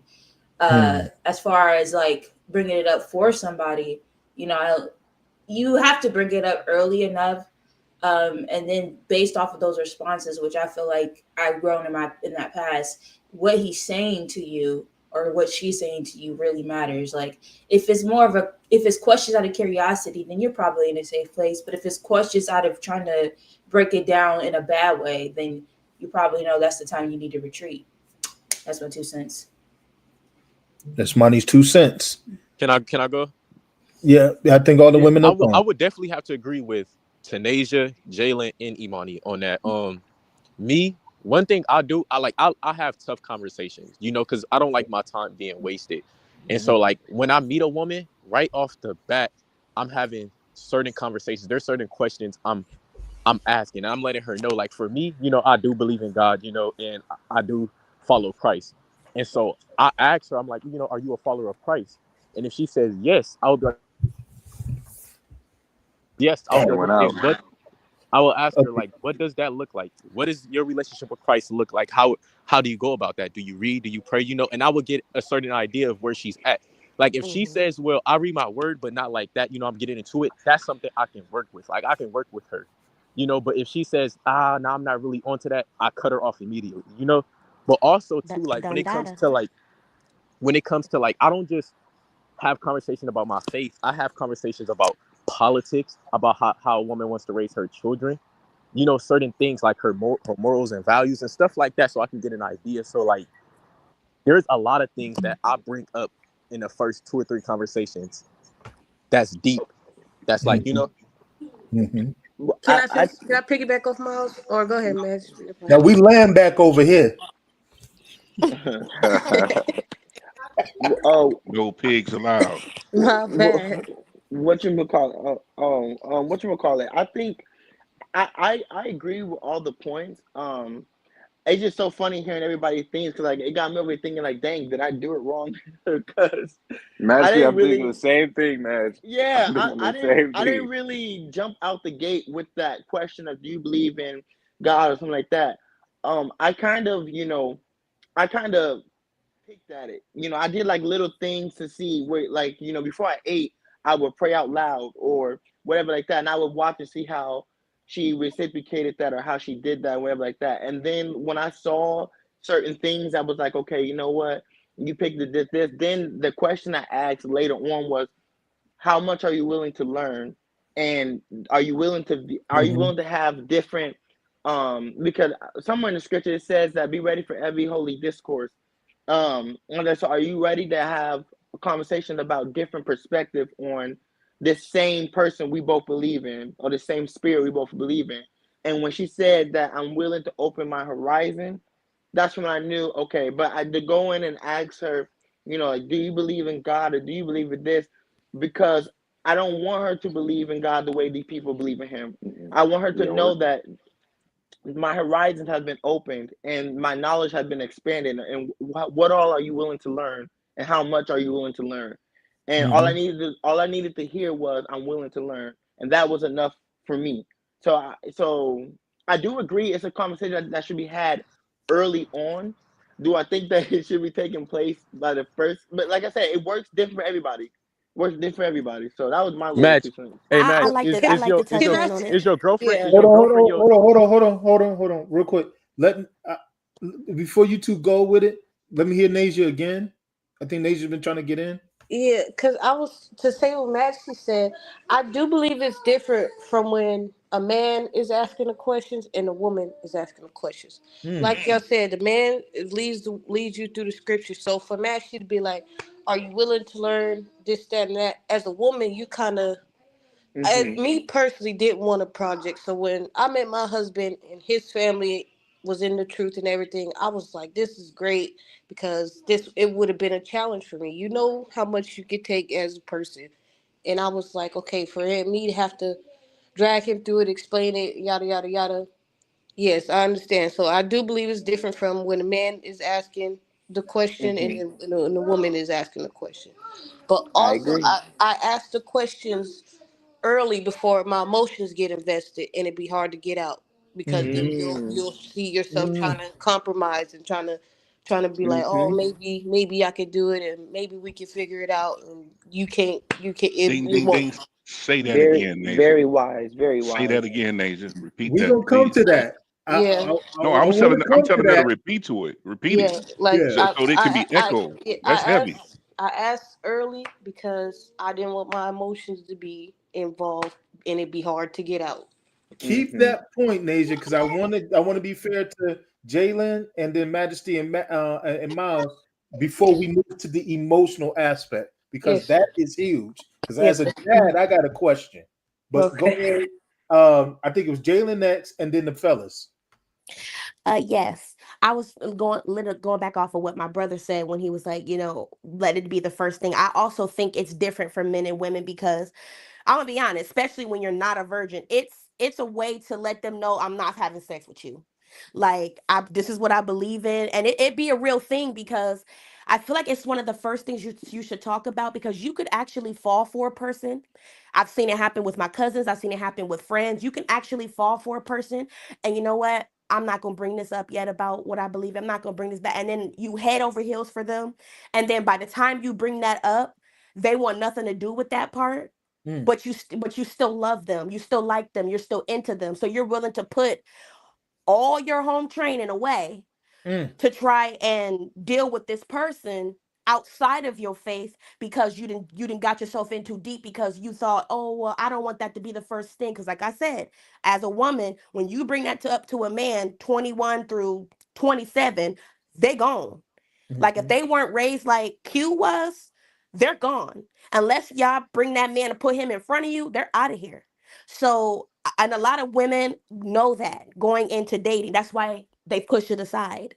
But for me, I made it the first thing.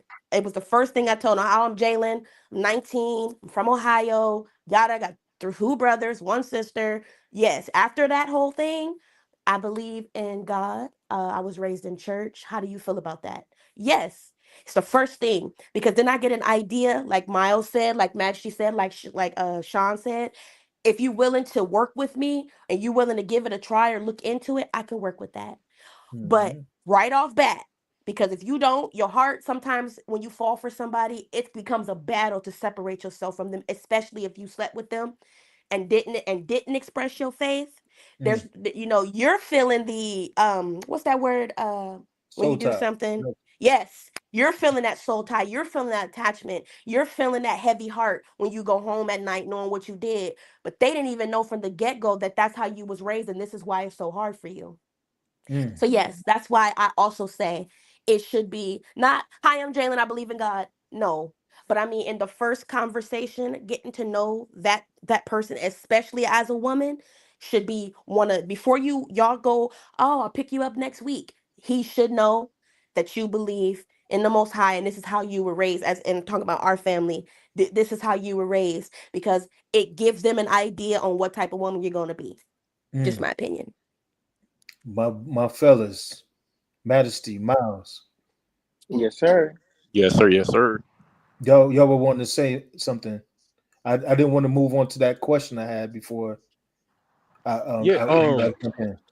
Yeah. I definitely agree with Jalen and the women on the what they're saying because I think how I ask questions is different from how a lot of women ask questions, and I do believe if a woman really likes you, she tries to like how Jalen explained where like if a woman like if I've experienced where a woman will really like me and she wouldn't want to bring up certain things because Mm. she knew I wasn't going for it.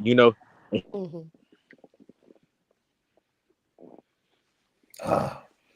We lost him again. Go Damn, ahead, it's Miles, getting before you good. come It's back getting in. And I will be good. like, And Oh, I here would you be go. like, you know what? Like she would bring it up, and I would be like, you know what? I necessarily don't agree with that, and she will already be too emotionally invested into me, and she waited too long. And so I do believe you're supposed to just bring that up right away. And yes, you might really like that person. You might be like, I'm very interested. I want to get to know them, but ultimately, I feel like y'all have to be on one accord. Y'all got to be singing the same song. Y'all have to be aligned. But Mm-hmm. yeah. Majesty, did you have any add to with that? No, I think I said everything that I was going to say. Okay. Well, full disclosure, from my standpoint, when I was your age and I met your aunt, about the third or fourth conversation we had, I did bring that up to her. The other ones, I was too fresh and she kept shooting me down.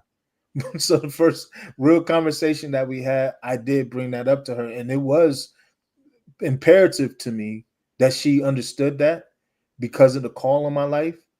And once we had that conversation, your aunt said that she was willing to go with me, that she was willing to learn. That's all I needed to hear, because the physical attraction was there, but it was just the fact that I knew where I had to go in order to be what the Most High was calling me to be, and I needed somebody that was going to be able to take that journey with me. So that was something that I brought up early, and obviously it worked because we're still together, but that's a good support system and grams and all that stuff too. So all of that helps. So with that Right. being said, this is my question. Now, this is coming from a dad standpoint. Now, I'm not trying to pull no ranking authority, but one thing I've seen as your uncle, and some of y'all guilty of this and stuff like this, why wait to involve wisdom, wise counsel, us as parents? Some of y'all get emotionally connected first before you guys would even solicit input from us. Why does that happen? Can I go? say Can something? I go? Oh, Can I let go? me I'm go. gonna let my fellas go. They've been gentlemen. I'm gonna let my fellas go, but then I definitely want to hear from my daughters on this. But I'm gonna let my fellas go because I've been making them wait. Oh So Lord. yeah, Are you say are you basically asking why are we waiting to come to you guys? yeah. Why is it that you guys get emotionally attached to someone you're interested in before you engage us as parents who have been where you at, have your best interest, have insight? Like I've always told my daughters this: if you want to know what a man is thinking, come to me, because I've been a man all my life, and I ain't one of those who wavered. If I told my son this, if you want to know what a woman is thinking, go to your mother, go to your sisters, because they've been women all their life. They know what a female is thinking. My thing is, why get emotionally attached? And then by the time we find out, and there are red flags, but we have to try to nurse through the emotional attachment. Does that make sense what I'm saying? Yeah. Yes. Yes.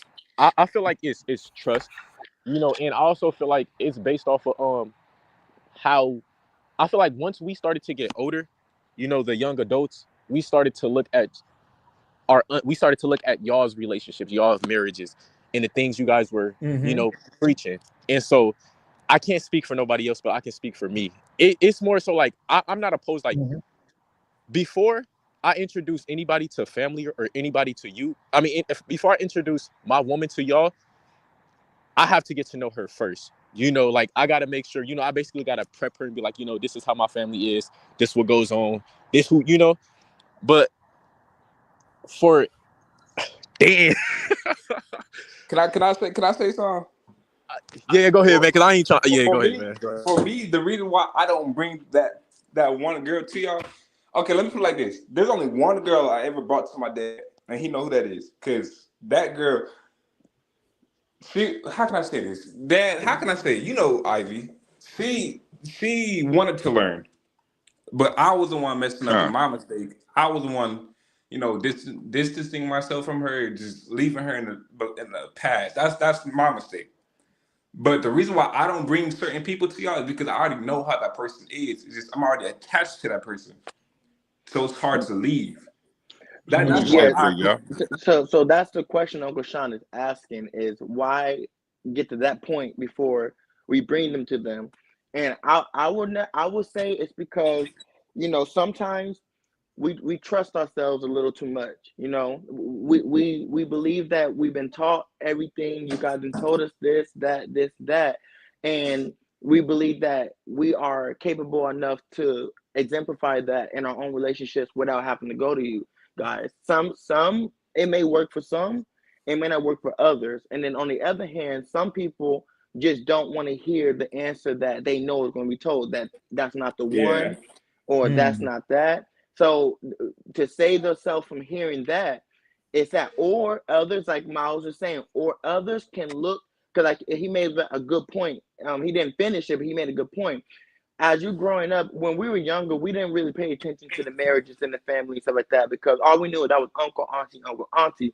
But when you start growing up and you start to actually desire that thing, your eyes are going to start to speculate upon marriages who you will want to, you know, Mhm.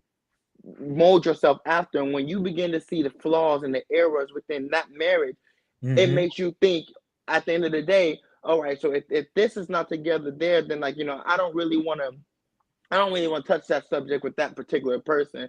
And yada yada yada. Right Got or wrong, Mhm. that's the thinking that happens with a lot of people. And so that can be another reason why they don't bring it to. But the majority real reason is, the two real reasons is, one, we trust ourselves a little too much and we don't think that we need the counsel from the wisdom, and we think that we can govern that thing on our own, and it seems to fail almost every time. And two, we most likely don't want to hear the answer that we know that's going to be given, because trust me, before y'all say, you know, by experience, by wisdom, that person not the one, we already know that. We just, you know, we want to try to make it in our heads. We're thinking that we can change them. But Graham said something so long ago. She said that when you're in the battle between a person, in this example I'm gonna use it here, if you're in the battle between a person of righteous and a wicked person, most of the time it's the wicked person that always, you know, draws out the righteous person. She said so. And if you're looking at it in the perspective of a relationship, if Mhm. you say that you're grounded and you meet a person who's ungrounded, and you know they're ungrounded, because we go back to the conversation we were talking about earlier about when do you bring up this conversation. A lot of people have started the conversation and we have realized that they are not really willing to move forward in that type of area that we say we grew up in. But yet, because of the attraction of the physical look, or maybe they got what you want, if it's that nice car, if it's that good paying job, or they want to buy you this, want to buy you that, they took you out to dinner, a really nice restaurant, they have piqued your interest in other areas. So by the time that you want to bring them around, you're going to know, you already know they're not it. You know that because of belief reasons. They Mhm. probably have everything natural that they could actually supply for you, but the big division that's gonna take place between you two is that belief. And so Yeah, bringing and them around us, you know, the family, they're gonna get that answer that they already know, and they don't want to hear that. So that's the main reason why we yeah, don't bring. and I But let also me, can I jump in and I, real quick, just real brief, really, and it's gonna be really brief. And don't be afraid to be transparent. What I mean by that is, I'll be the first to tell you. I tell my kids this all the time. You guys are going to learn from us what to do and what not to do.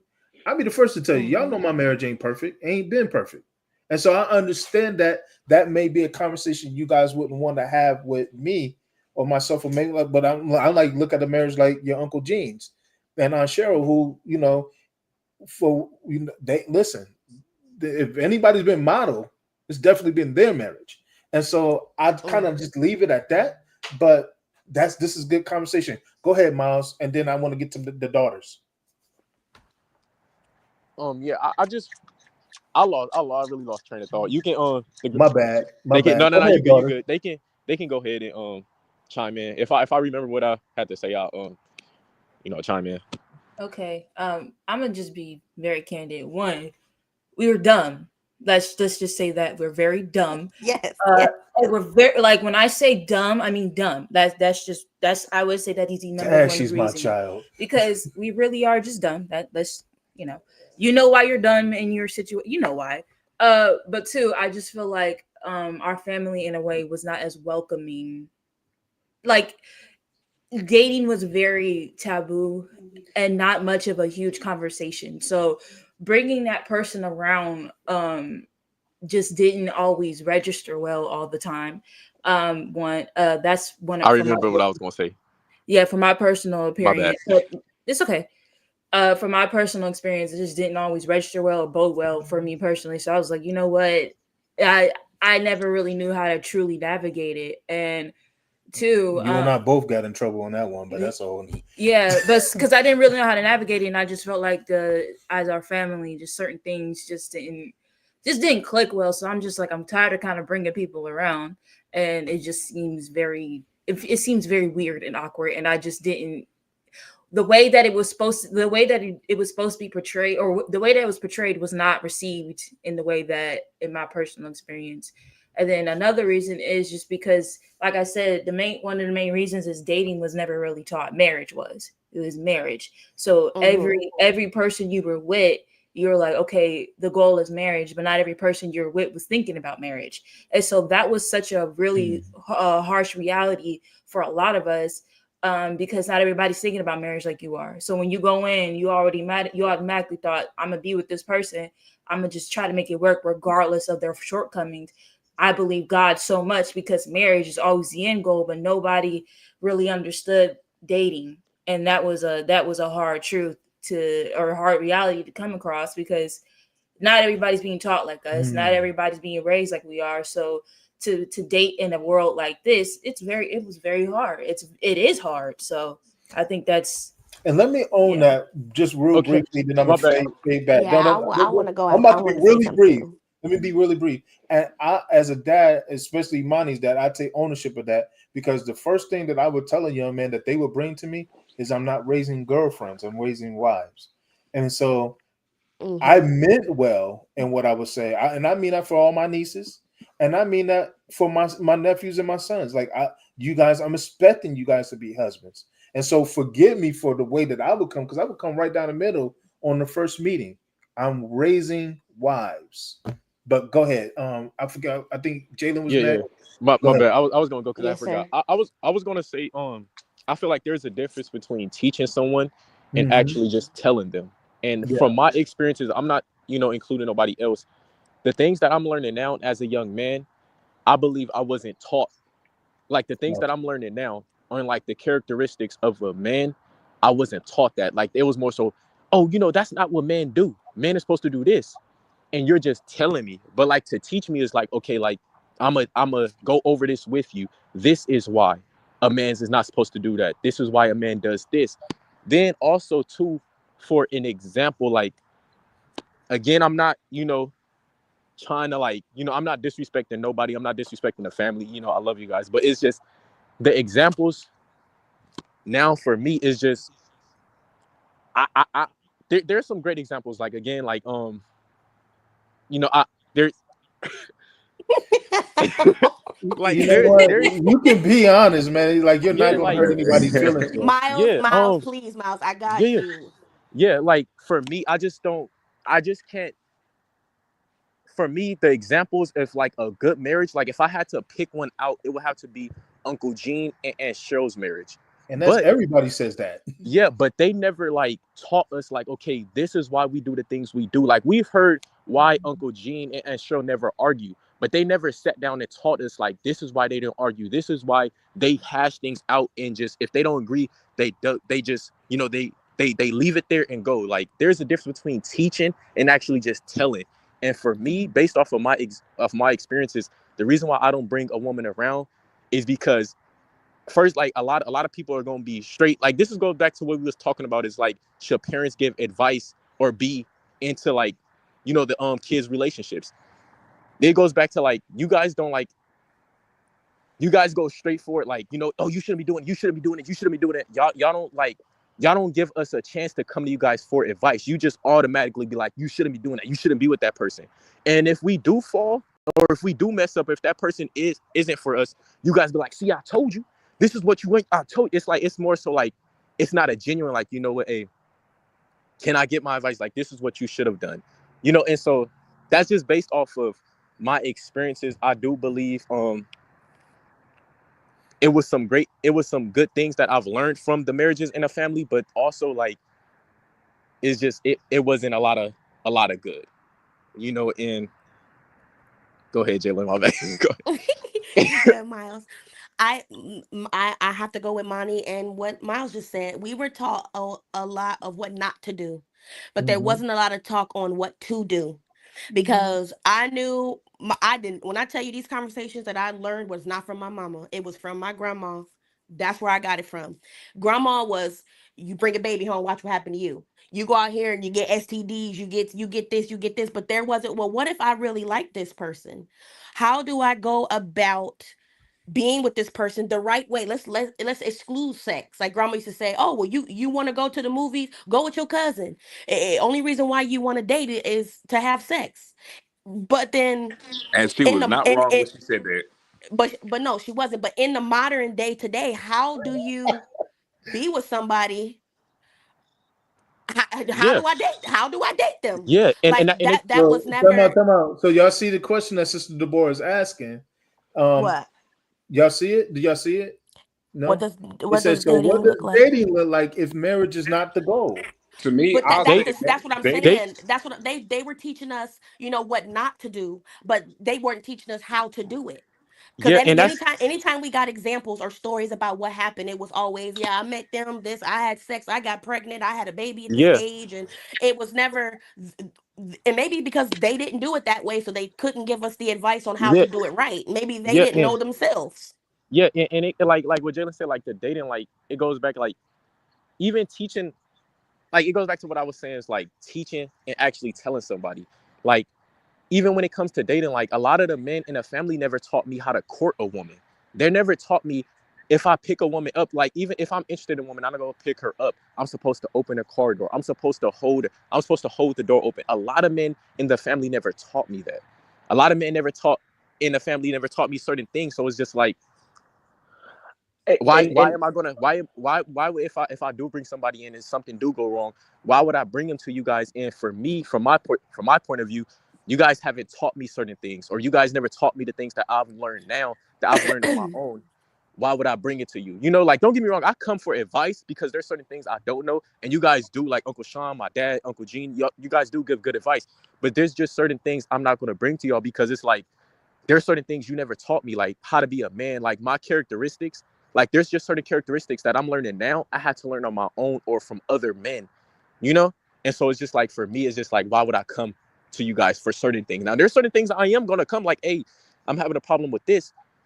But on a deeper level, there's just certain things Mhm. I'm not going to bring to you guys, you know? and Mhm. if I may say something, I just totally disagree uh, with that saying that only thing you want to do, you want to take a girl to the movies or whatever like that, you don't have sex. I totally disagree with that yeah, Yeah, no, that's because because I crazy. I feel That's was trying crazy. to I finish my statement. I My I bad, feel Jalen, for cutting you off. I feel like, at the end of the day, because It's okay, dating, Miles. if you're gonna keep it real, dating isn't in the. I have never seen dating in the Bible. I've only Mm-hmm. seen marriages or whatever like that. But if I'm interested in a woman and I want to, start to build this relationship, it's just like your relation with the Most High. You don't immediately go in and, oh my God, I know the scriptures like crazy, or I know they're like, no. There's steps to this. If it's like you taking time out of your day just to listen to the worship music, and then you taking time out the day to read a chapter or two, then you're going to some people like, hey, I read this, can you expound further? Like there's steps to getting that relationship. I think it's the same thing naturally. So that's another reason why. I mean, I didn't really have a lot of relationships growing up, so there was not really people to bring around. I only had one, but Grandma did tell me when I brought her, I was crying about her, and Grandma was like, you just, and I'll never forget that day. Oh my God, I laugh about this still. She was like, you just want to have sex and stuff like that, and I remember telling her, I said, Grandma, my flesh isn't like that. And she's like, boy, be quiet, whatever like that. But like, I'm not gonna say my flesh wasn't like that, but I was saying at the time I wasn't thinking about that. I was like thinking about all these feelings that's in me, like feeling, because Papa was saying when he was 12. I mean, when Grandma was 12, when he was whatever age he was, he looked at her and said, "That's gonna be my wife." Like Mhm. he had that mindset right there that I'm gonna marry this woman, and I believe that that can happen. Don't get me wrong, you're a human, so you might get a feeling in your body like, either they may have rubbed your arm away, or kiss you on your cheek and you know you're a man, of course that stuff is gonna happen. You're gonna get aroused and whatever like that. But it's Mhm. all about self-control. It's about what foundation you building on. Because if I'm building on scripture, I'm not gonna succumb to that. So my thing is, you know, I never agreed with that, and I still don't agree with that. I don't think that go with your cousins only if you want to do that because they're there. No, I'm trying to build like Sister Deborah said. At the end of the, if the ending goal isn't marriage, and what is? I'm not gonna go with my cousins because I'm not trying to marry them.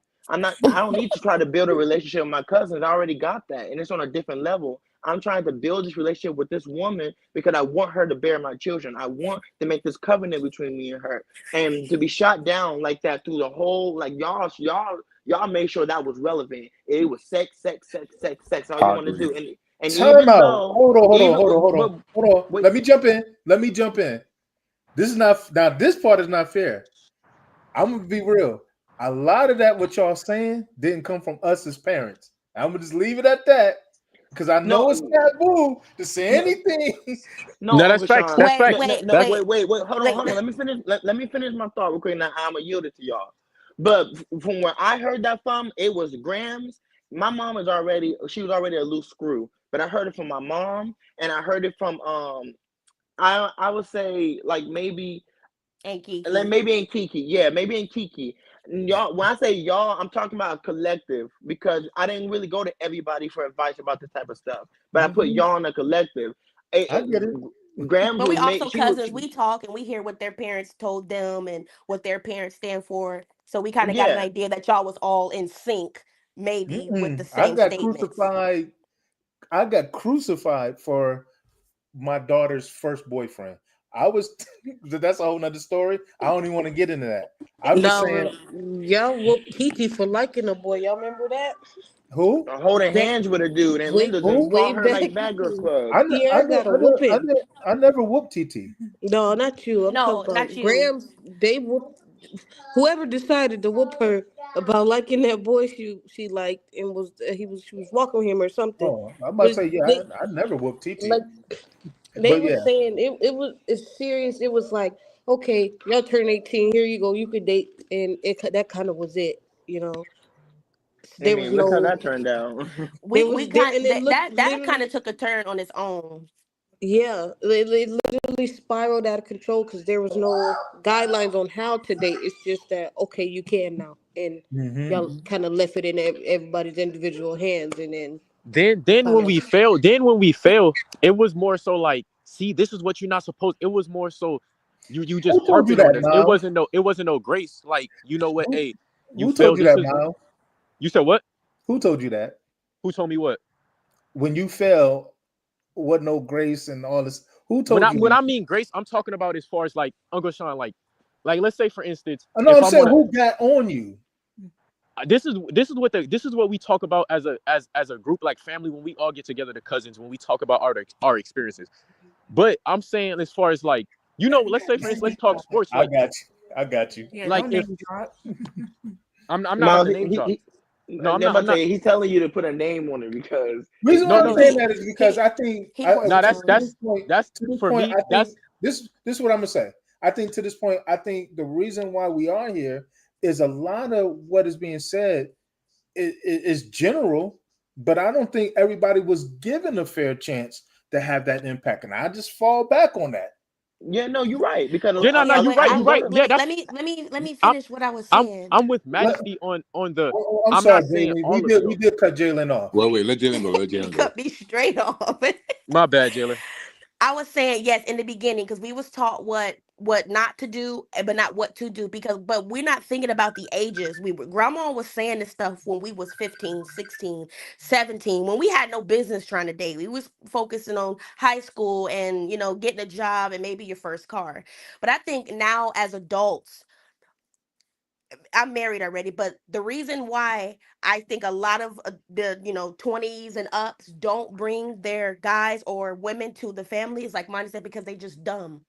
They think they know it all. They think they got it all. And the goal is to have a boyfriend. The goal is not to be married. That's why a lot of the people I know, I only know because I don't really have friends, but A lot of my cousins, the goal is to have a boyfriend. The goal is to say, oh, my boyfriend, my boyfriend. The goal is not to be married. The goal is to not to really have a family or to learn how to be independent and be on your own. God. It's just to say I got a boyfriend. It's just to say I'm dating somebody. Are we That and talking that about our just family Hold or on, I'm hold on, talking hold people I'm on. in Let's do that. talking general? Hold on. Let's get back to the topic at hand. We brought y'all on here for the topic at hand about dating. We gone too far off to the left. that's what I'm Let's get that's what I'm okay. saying. That's why Okay, that's why we but don't everybody else, bring let's get back to the dating. Let's talk about what dating looks like for young people nowadays. Yeah, but Uncle that's Sean why asked a young people question. don't Yeah, but bring That's we what we finna were go back yeah. to the answering. but we're He, going back to the topic. My bad.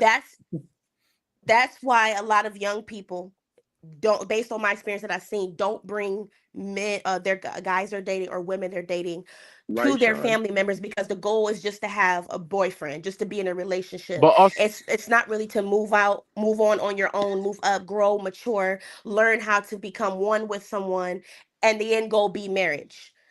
yeah, And from what it I've seen, that's a reason why a lot of young people do not bring, they don't get advice from their parents or from their elders, and they get so emotionally all over the place when it's brought to them and the parents have something to say about it.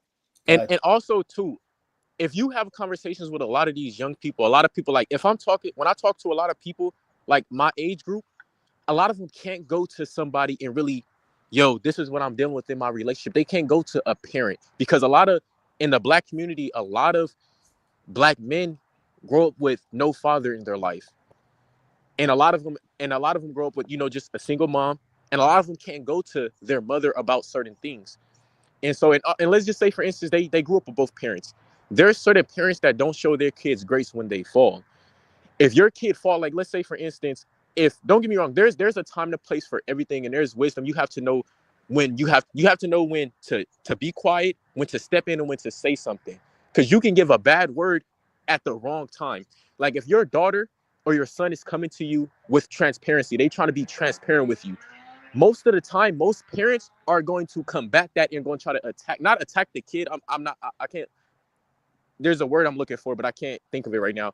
But most parents would go at their kids instead of saying, you know what, let me hear you out. Talk to me. Okay, cool. What do you want? What do you need from me? What do you want me to do? Most parents, if they come to be like, you know what, I got my heart broken from this guy, they're gonna be like, see, I told you, this is why you shouldn't be dealing with them. And that closes kids off from going to their parents or somebody that they look up to for advice. Because if they do go to that person for advice, yes, you already know that person ultimately is going to do what they're going to do regardless. But you have to create a lot of older people have to create a safe place and be able to be transparent with somebody that looks up to them. A lot of adults can't be transparent with kids, because if they try to be if a kid try to be transparent with an adult, you're going to assume that they're trying to attack you, or you're going to it's always, especially in the black community, there's going to always be a negative reaction if a kid try to be transparent, with their adult, with their parent or whoever they look up to. We have an interesting perspective that is not in the family. Asia said something that was palatable earlier. She said, we have to give each other grace too. We are in a westernized society trying to follow biblical principles.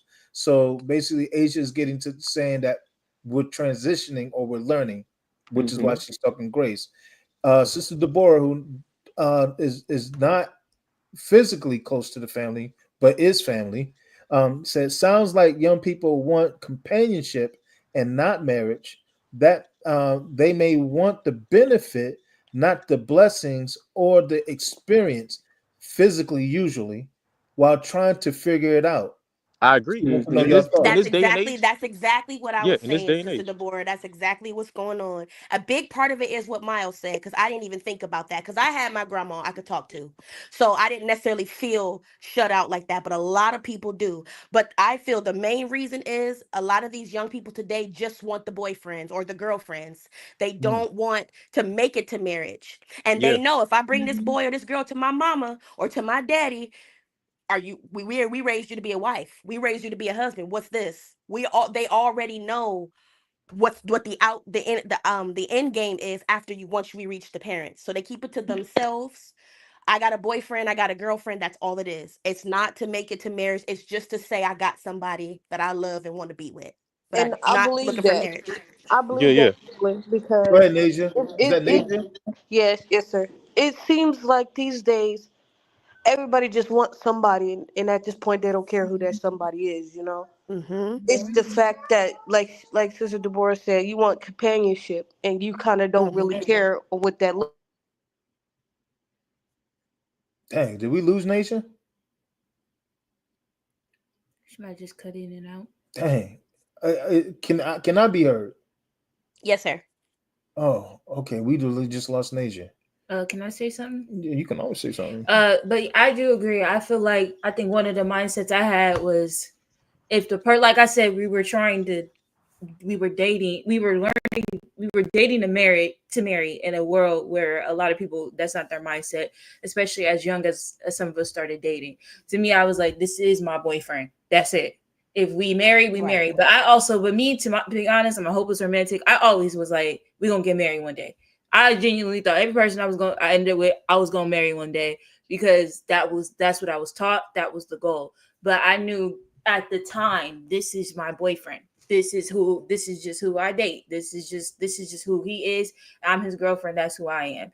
And I do agree that a lot of us, now or even back then, just settled because that was the first time a lot of us have actually experienced that. So it was just like, whoever this person is, regardless of their 1,000 red flags, I'm gonna try to make it work because I really like this person. And if it don't work, that's okay, because marriage is going to happen at some point. But not understanding the emotional and mental damage that came with it, that was probably one of the biggest takeaways, was I didn't understand emotional and the emotional and mental damage it was from just dating somebody and not pay attention to those red flags, not talking to my parents or my guardians enough about this stuff, because I was so focused on the fact that I had a boyfriend.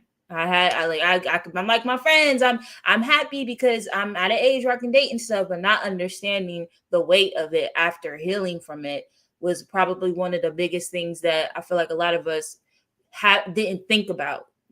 So with that being said, And can I say oh, something sorry, real go quick ahead. before you jump No, in? no, you go ahead. And another thing is, I think that is like Sean said something earlier Go that I ahead. thought was so awesome to expand on. Can y'all hear me right? Yes.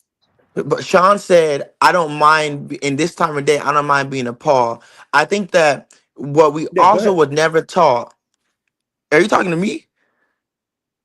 Yeah, what is that? You said a pog? A No, Paul. a Paul. And because Paul, Paul talks about marriage and how, him Paul said, himself. "Be like me, thinking that you're not married." Oh, Paul. Yeah. And so, but I think another thing that we were never taught is how to Yeah, the Bible. solidify a relationship with yourself. Because when you're looking at, companionship, and when you're looking at, I want someone, right? And you first forget the first relationship you had is with yourself. A lot of people enter relationships because of the lack of love. A lot of young people today and will enter a relationship, and even in friendships, because I found myself surrounding myself around people that I knew were against everything I believed in, for the simple reason that I didn't want to be alone with me at the end of the day. Because when I come back to me, it was so much damage, it was so much regret and pain there. And so we seen that example even in our own family, how, one of our aunties, I won't say names, but had to go 14 years alone. But in that timing of alone, there was so much reassurance she learned about herself, that when it was time to go into this marriage, she knew, I know how to do that. I know how to become this wife. I know how to become this because I spent a time and a place with myself, and I taught myself what I want and what I desire. So I think that too, when you talk about the dating age and you talk about the companionship, to truly know what you're desiring, you need to first build that relationship with yourself, which a lot of us don't do. We jump straight into relationship, not even knowing ourselves. Mm-hmm. We think we know ourselves until you get with that person and you realize, I don't like this. I don't like that. I never knew that I didn't like being treated like that, or I never knew I liked that.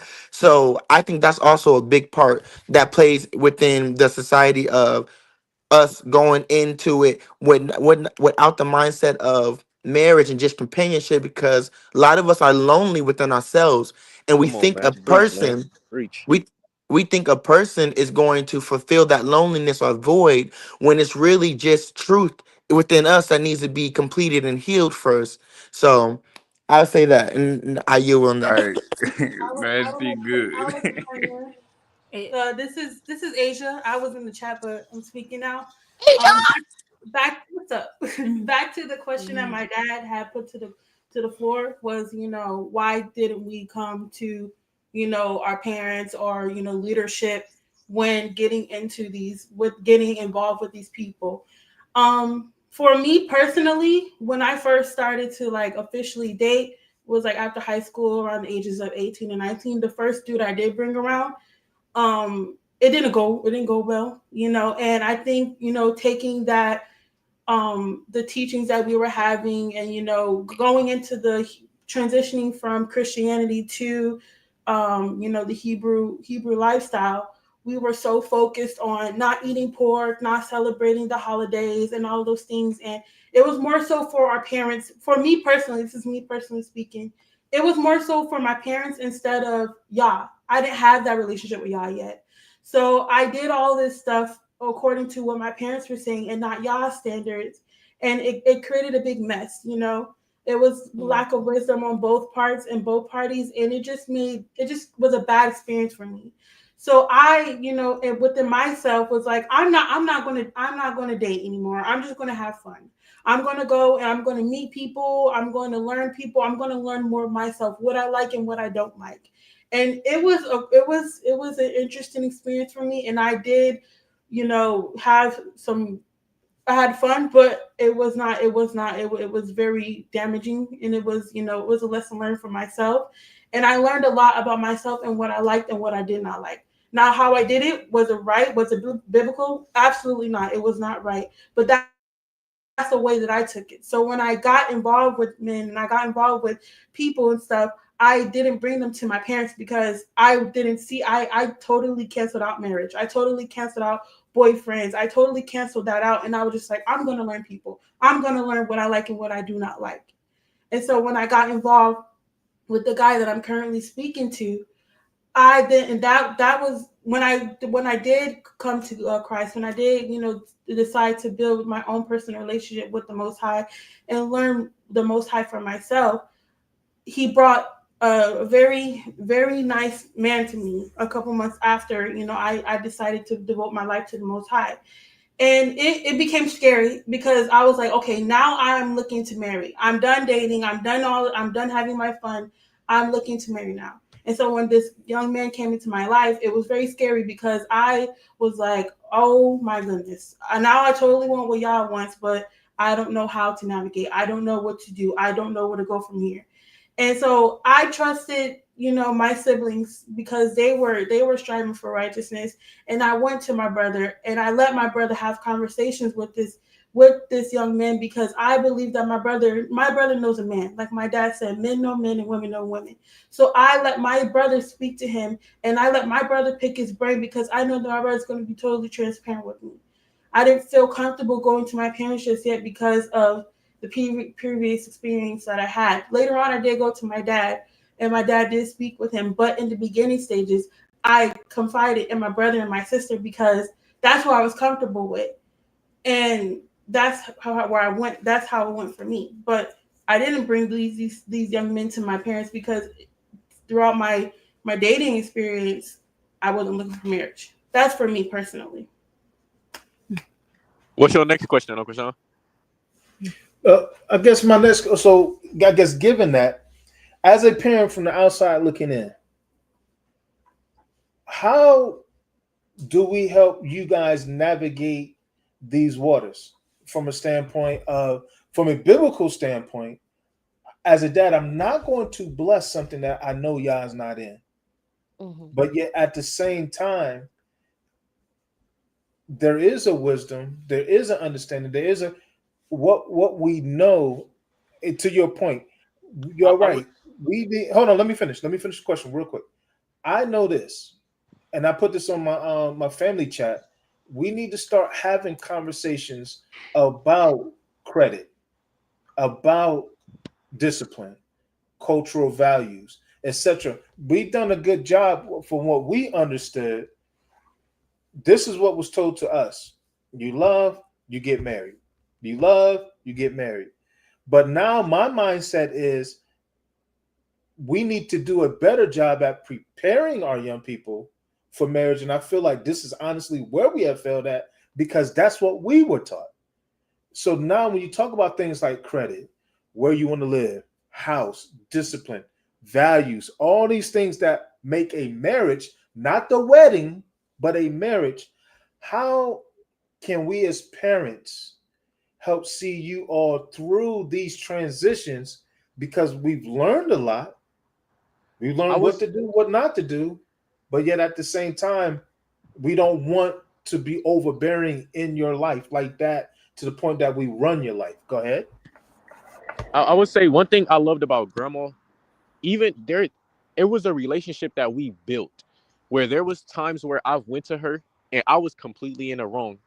And the thing grandma did was just allow me to speak. She let me get everything off my chest. And there was times where she didn't say nothing like, Miles, you know you're wrong. You know you're not supposed to be doing that. She would just listen. Then there was times where she stepped in and was like, Miles, you're not supposed to be doing that. You're supposed to do it this way. And I would say that's one thing I would do with my parent. Like if when I become a kid, there's gonna be times where I'm gonna just listen to my kid. I'm gonna allow my kids to come to me and express how they're feeling. And there's gonna be times where I'm gonna step in as a parent and be like, you know what, you shouldn't be doing that. This is why this is going wrong. And there's gonna be times I'm gonna just hear them out and I'm gonna just, sit back and observe and just let things play out. Then when I need to step in, that's when I step in. And that's what I loved about grandma. But it just goes back to like the question you say, like, that's my reference, like grandma. She, I would say, first and foremost, identify who it is that want the help. For one, and then two, like, just if you ask me how can you guys help, and this is gonna sound so cliche, and I hope that it doesn't come off disrespectful or rude or anything. But like, well, no, I can't say that because I can't speak for everybody. I would just say the main part would just listen. That's all I can really say because at the end of the day, everyone's getting older and everybody is navigating this stuff on their own. And for those who have the parents, I feel like you guys are gonna get more of the blunt of the questions and the counsel than those who don't really have the parents. Because if I'm gonna keep it all the way buck, I really don't go to any adult for relationship advice. If it's something I feel like I really don't understand or something like that, then I'll talk to my cousins. But it's not because I don't want to go to the adults or anything like that. I don't know. I don't know. So I don't know. Actually, this is a really good question because honestly, I really don't know how you guys can help because I don't really, and I'm being transparent. I don't really look for help are from you the talking adults. about from you guys or just like from Or how? are you talking about counsel, just like in general? I mean, I think it'd be even in general because I would love to broach this. I work with young people. I Mm-hmm. know Sugar comes across young people. We're going to come across other parents. We got parents on here who are not directly connected to you guys, but are listening to what you guys are saying that have young people.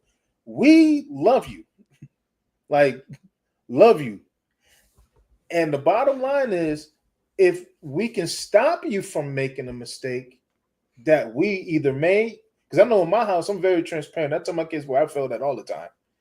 But we try to stop you from making the same mistakes that we make, but at the same time, allowing you to just get out and bump your head.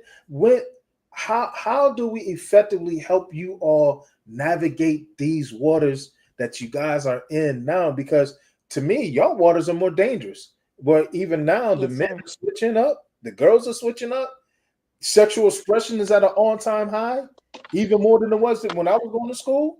the whole Yeah, nine. but How yes, do sir. we help you navigate? Yes, sir. But as a Uncle Sean, you know, like there's certain things like when you tell a kid, when you tell someone not to do something and they really want to do it, that's gonna make them want to do it even more. And when I say bump their head, there's just certain I'm talking about life in general, like for advice, not just about relationship, but advice on just life in general. I believe that there's certain things your kid is gonna have to learn on their own. Like I'm not gonna always be there for like yeah, I'm saying me like with my kid when I have kids, I'm not gonna always be there for my kids. Like even when your daughter or your son is learning how to walk, you're not gonna be able to hold their hand all the time. You're gonna have to let them fall on their own to learn how to walk on their own. I'm not saying like let them like if you see a car and you see them standing in the middle of the street, yes, go pick your kid up and get them out the way. But if you see that they're trying to learn how to ride a bike, they're gonna have to fall. There's times where they're gonna have to scrape their knees. That's all I'm saying. Like as far as like, you know, Right. and when I say like with the Yeah, parents, I and when I say like with the parents, I would say like what Majesty said, it's just a listening. Like what grandma did was just listen. Like not just with I'm talking about like parents all over the world. Like I just feel like when their kids is coming to them, listen. Like, hey, you know, because most kids don't go you got like 1 or 2 times for your kids to come to you. And when you ruin it, it's done. Your kids is not gonna want to come to you no more because it's like you ruined it. I can't come to you. You know? That's Mhm. my take. I I got was Hey, gonna, something to say. oh, sorry. Go ahead. Go ahead. You can go. I'm not- So, like, what? Sorry. Well, Uncle Sean was saying about what how to help us with the credit and finances and stuff. A lot of us already know this stuff. It's just the point of doing it. A lot, right. a lot of us know how credit works. A lot of us know if you got bad credit, that's not a good thing. It's just a lot of us know we need to save money, but we don't. We like to. I believe we got that mentality from our grandmother. She I can always slap you right now, Nasia. money is replaceable. You could get what you want, but guess what? You still gonna make more money. So to save was not really something that me personally took serious as a kid, and that carried over to my adulthood. So for y'all to want to help us with this stuff and credit and stuff, wise, I mean, to help fix the credit is a different thing, but we already know that. We know this stuff. It's just the point of if we do it or not. The whole where you want to live. We know how to look for that stuff. That's I not. think It's. he's I talking about mean, relationships. No, I yes, think we you're do. talking He about the said. whole That's what 9 yard. I Yes, think you're I talking know, I'm about talking. I'm like everything. just I'm playing. talking about I'm just playing when with you everything. Asia. get I'm married, just playing these with Asia. questions, like when you get married, these questions come into play. Like where you gonna live? Is your Hmm. credit even good enough for yes. you to get in this place? How you gonna afford this place once you get there? You know. So Yeah. yeah, but like I You know, said, a I lot was of just us playing with you, already Asia. know. It's all right. A lot of us already know. It's just the point of us doing it, and a lot of us don't really want to do it right now because we feel like we work hard, we should be able to get what we want, but we don't think about it in the long run. So I don't feel like there's much help to be given there other than the younger kids who now really have to go through that Hmm. credit stuff. Yeah. Maybe prevent them from crashing their credit and spending their money on nonsense. But us as adults, like 21, 20 and up, we know this already. There's not much help that can be done other than to fix what we already probably broke. And just trust the teaching that you guys gave to us, and just be here Yeah. to heal if anything do happen. But as far as going in and being in our lives Support, as if baby. we were 18 or 17 or 19, like I did think right now all y'all job is to do is to trust the teaching you put in us, and trust that we're going to implement it. And if we happen to fall, or if we don't get it right, we get evicted, or we do this, or we get a heartbreak, that y'all there to mend that as the parents, and as a wiser and older generation, y'all there to mend, to speak wisdom, and to heal. But I really don't feel like in this time of day, when they just said she hit it on the jackpot, I'm not even gonna elaborate. Yeah, I was gonna say the same thing. Y'all all hit it on the head. Like one of the main things that I think what helped me was like when my mom is one of the ones that she's like we sometimes would want an answer, but sometimes her best option was to just listen. And then we'll go through whatever. I'll tell my mom this is what I'm feeling. Da da da da blah blah blah. Blurt it out. Leave. Come back. I'm like, you know what, mom? This is how I chose to handle the situation. whether then this is the path if I chose to handle it. She'll be like, you know what, that's exactly what I was thinking that you would do, or that's exactly what came to my mind. I knew that you were going to get to that part. That what Maddie said is true. Like the faith in the teaching at this point, like a lot of us at the age where it's like, okay, now we kind of are not as much Bambi legs anymore in this, but more of like we can walk a little bit. But you know, you can kind of just stay back and look, okay, if they're gonna fall or not. But what about the kids younger than us, the teens, the 18s and 19s? What about them? Natty is 21. But that's I mean, not Natty. We talking about like in general, like for the like I'm not like for the whole world, like for teens across. You already answered that part, Miles. You talked about the being there, listening. That's what I'm saying. Like that. I was just about to say that. Like as far as people that are not in their 20s or mid 20s or almost 30 or whatever, you have to listen to them. You know, you have to listen to them. What about the young adults that's in their 30s? Young adults that's in their 30s. Wait, somebody answer Sister Deborah's question. This is a really good statement and question. Yeah, let Monty get to it. I think she was getting there. Jesus. The Bible talk about interrupting somebody in the midst of I'm like, Miles, let her. I want to shut her down. So Miles. Go ahead, Monty. I'm sorry. She said, but at what point do parents keep their hearts open and doors closed when the young people fail to head to wisdom? See, and that was another thing. That's when you do step in. That's what I feel like the Most High will guide you in that area. Like I know that my parents came to me about something. I knew at that time, okay, you know what, this is the time for me to tell the truth, which means that as a young person, is your time to take accountability. It's a two-part thing is what I'm trying to say. It's two people that play on this team. It's the parents and you. If you don't take account, if you are like, I need an out, because I don't know how many times I said I need an out, and there was an out, I didn't take it. When my parents said, I had a dream about this, I had a dream about that, or this was revealed to me, what's going on? And I choose to lie, that's on me. That's on me because I didn't take the time to be like, I need to be honest, I'm going through this, or I'm struggling with this. That's something that we have to do. But that's like Doa said, and not throw it back in our face. Yes, I think that also is the case too, is where you don't, not as it doesn't feel like a judgment area when you're talking to your parents. Like I don't want to feel judged because I do already feel that shame. And sometimes we've experienced feeling like, you know what, this I feel very shamed by you right now. But if you come in a place of like just softness or just being gentle, or in a place to listen before, come jump into conclusions with my situation, I think that bodes well rather than, jumping the gun and being like, you know what, that you're this, you're that, da da da da. But it does play two parts. Like you have to be able to be like, you know what, when you're struggling, when you need an out. The Most High always make a way of escape. And sometimes that way of escape is telling your parents what you're going through. And you don't even have to be all transparent. Just be like, you know what, this is like, just, you can word it in a way where you don't have to be all the way out there, but enough for your parents to pick up on it and be like, okay, this is how you handle this, or this is how you do this.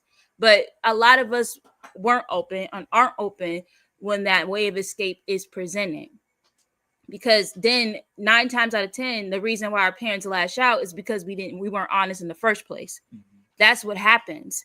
So that's when you get the mean, the wrath, because I asked you this, or I asked you what was going on. I opened the door and you didn't take it. But when that door is presented, you need to take it. You do. You need to be honest. But yes, I feel like one thing that parents should do as far as your child dating is to listen. And all right, Matchy. Huh? My bad, Matchy. I sent something to the Monty, I have a question for you. Go ahead. So because I'm digging everything you're saying. So going back when you responded to Doa and not throw it back in our faces, when does it not become throwing it in your face and just telling you, I told you this was going to happen, why don't you listen? When does that statement become a statement and not necessarily throwing it back in your face? See, I felt like when thrown in your face is probably like, huh? What happened? Go ahead, man. I don't know. Somebody, Yeah, Super Uncle Mom been Gerald, I talking don't about know. in the house. Oh, so I feel like what Doa is saying is you do have to differentiate when somebody's telling you about yourself and when somebody is like actually like throwing it in your face. Throwing it in your face to me feels like you're trying to do better, and somebody was like, well, are you sure about that? Because remember when you did da da da da, it didn't go well. That to me Thank feels you. like throwing it in your face. But Thank saying you. hey, look, you need to do better because you did ABC XYZ. You there ain't no progression. That's just telling you the truth. Okay. That's just telling you about yourself. And sometimes we have to learn to differentiate between the two. Am I walking better and somebody is somebody being paranoid about my decision making, or is somebody telling me about myself because I'm not progressing? You gotta know. That's why you gotta be in tune with yourself. You Come gotta on know now. when you in the wrong. So that's how I feel about that. I hope I I'm answered it. Can I say yeah, this? Can I say something too?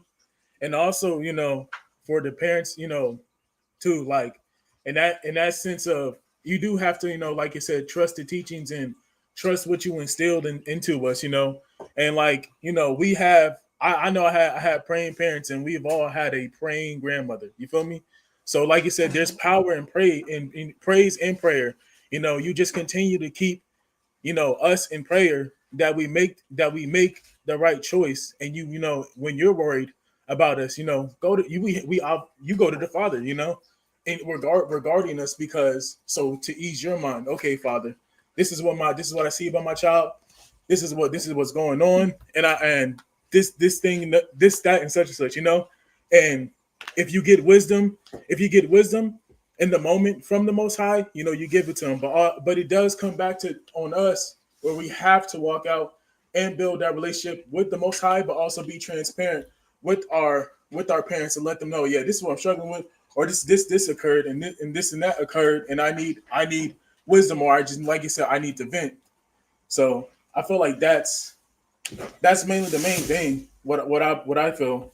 Okay, real quick, family, because we've been on it for almost 2.5 hours, and this is good. But we can't resolve all of this in one night. I, I'm going to ask that you all give some closing statements, and are you guys open for a part 2 to this? I'm I definitely am open. absolutely. See, you just cut me off. No, just playing. We answered at the No, same I'm just time. joking. No, I'm just joking. No, I'm definitely open to having these conversations. I'm definitely loving the conversations from Jalen, like her point of view on her marriage, Tanasia, her point of view on her marriage, Uncle Sean, your point of view, on your marriage, and my dad's point of view, for the things, I definitely want to have a part 2. I'm definitely digging this. I like it. All right. So with that being said, go ahead, young people. Before we wrap this up, give me your closing statements. Who's up? I Let would mine say go first. Yep, let him go get it out the Yeah, way. because mine is part of the reason why. Oh, yeah, yeah, that let was me say hilarious. this. I'm laughing Let me say so Mo this. hard had right to be now. the Let me first say one this. every Shout out. topic. Shout out to you, Miles. Hey, Miles. There are other Miles. people on here, Yes, Miles. sir. Hey, Miles. Big shout out to you, because I think you're the reason why they all here. So I Man, appreciate you. I I be I appreciate got you. want the message late, Uncle Sean, because soon as I seen it, I was coming. I was now. coming. Soon as I got the I message, love. I was coming. See, I I'm ain't gonna lie, sorry. Uncle Sean. When I love having conversations with the older cousins about relationships stuff, because like they give good advice. Like they give certain things where it's like I can take that. Like, you feel me? Don't get me wrong. Like, I don't be like, let hey, tell me about this or that. I mean, I do sometimes, but they give good advice. So I like having conversations about relationships and just talking about life with my cousins for sure. Is that your closing statement? Nah, I got a lot more to say. No, just like, yeah, that was my closing statement. All right. Thank you, nephew, for joining us. Hey, you be safe out there, man. We definitely look forward to you coming this way eventually. Hopefully you will, but I'm out of here. I you know, see. I can't. I'm in a. I can't really say too much because we on live. yeah, But I don't even, I didn't mean to even put it out there. I'm just saying hopefully. With yes, that sir. being No, no. I'm for sure. I'm for sure. Like I'm trying to move. I'm trying to move out there by the end of January, early February. But the thing I'm dealing with right now is just the car. Like the car is paid off, but it's not in my name. See, It's man, I basically told you. No, I'm playing. I don't even know. no, and it's not in my name. It's in Uncle Hampton and because they helped me out because my situation. So right now, I'm trying to wait for them to. I don't know. I haven't told them yet. Miles, this is personal. We can start right there. You don't have to go all that. You don't got to go all that. It's nothing bad. It's nothing bad. I know, but we don't have to talk about all of that. Right. This is social media. Man, thank you though. However, whenever you get out here, we can't wait to see you and see you. Yeah. You know, I'm doing my thing. I'm trying to come out there real fast. We love you. And love y'all too. I appreciate you joining us. I appreciate you joining us. Yes, sir. Who's up next? Any final words? I'll go. Go ahead. First, this conversation was very, very nice to have and to get an idea on everybody's perspective on things and married and not married and all of these things. I would just say that, y'all at the end of the day is the foundation, and we have to understand, especially us as a family and to those who believe in the Most High and choose to follow Him, that you have to do just that. You have to follow Him. You have to stand on His word and get in that Torah, and you really have to put your trust in Him, because without that, this world is evil, it's dangerous, it hurts, it will beat you up, it will teach you some things, man. Without the Most High, you can't survive. And I would also like to say that as a young parent myself, parents are not enemies, and I know there are a lot of bad parents out there who shouldn't be parents, but for those who are striving to do the best they can for young teenagers and young adults, that they're not enemies. They're not out here to take away your fun and freedom and just make life all about seriousness. They are really there to guide you and to show you, because I did not have that. My mom is not that type of mom, and my dad is dead. So when I look at people go to their parents, take heed in that. When your parents stop and give you advice, or you go and have a conversation with your parents, go to listen and receive what they're giving you, and not walk away with, oh, my mom was born in 1912, she don't know nothing. Yes, she does. Your dad, yes, he does. And it will take you places you've never been before if you just listen and take heed to your parents, the good parents, the wonderful parents. I would like to say the only one on here old enough to be born in 1912 is Sukkah bin Maccabees. That's wild. That is crazy. But yeah, that's my closing statement. Amen. All praises. Anyone else? I'll go. Go ahead, Monty. I was gonna say hi, Bree. Hi, Dia. Love y'all. Hi, Della. Love you too. And anybody else and the cousins in there. I just want to say, yeah, this was a good conversation. I hope that everybody take it and apply it to themselves as parents, as young adults, and everybody can learn something from tonight. I appreciate it. I feel like we should have more conversations like this. I think all of us are now at a place where we can. So I love y'all. Thank y'all for letting us do this. Thanks for giving us the platform. Thank you for sparking this conversation. We had a nice dialogue. You're welcome. So. Smart people always, Yeah, so she's my daughter. She got it honest. Who's next? I was a little late to the party. I'm sorry, I was asleep. But you have a whole human in you, so you get a pass. Yes, the pregnancy had me sleep. But what I wanted to say is to continue what Jalen said. I've experienced it firsthand to not have the Most High in your relationship, or to put Him second. And let me tell you, your life gets so much harder than it needs to be. Me and Jalen have talked about it and everything, but to have the Most High as your foundation is a serious thing, or your marriage will fall apart. Things will be harder than they need to be. All I can say, my closing statement is, I've tried it my way, and my way did not work for me. So now I'm trying it the Most High way, and it seems to be progressing to where it needs to be. All praises. That's it. All praises. Suka, big brother, anything you want to add? Good convo. Great convo. I love all y'all. Just continue to grow. Just continue to grow in knowledge, wisdom, and understanding, and the fruit of the Ruach.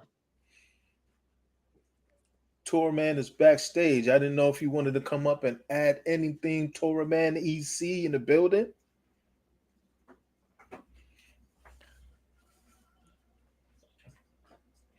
If you saying Good. something, Oh yeah, good combo. We would definitely do a part 2.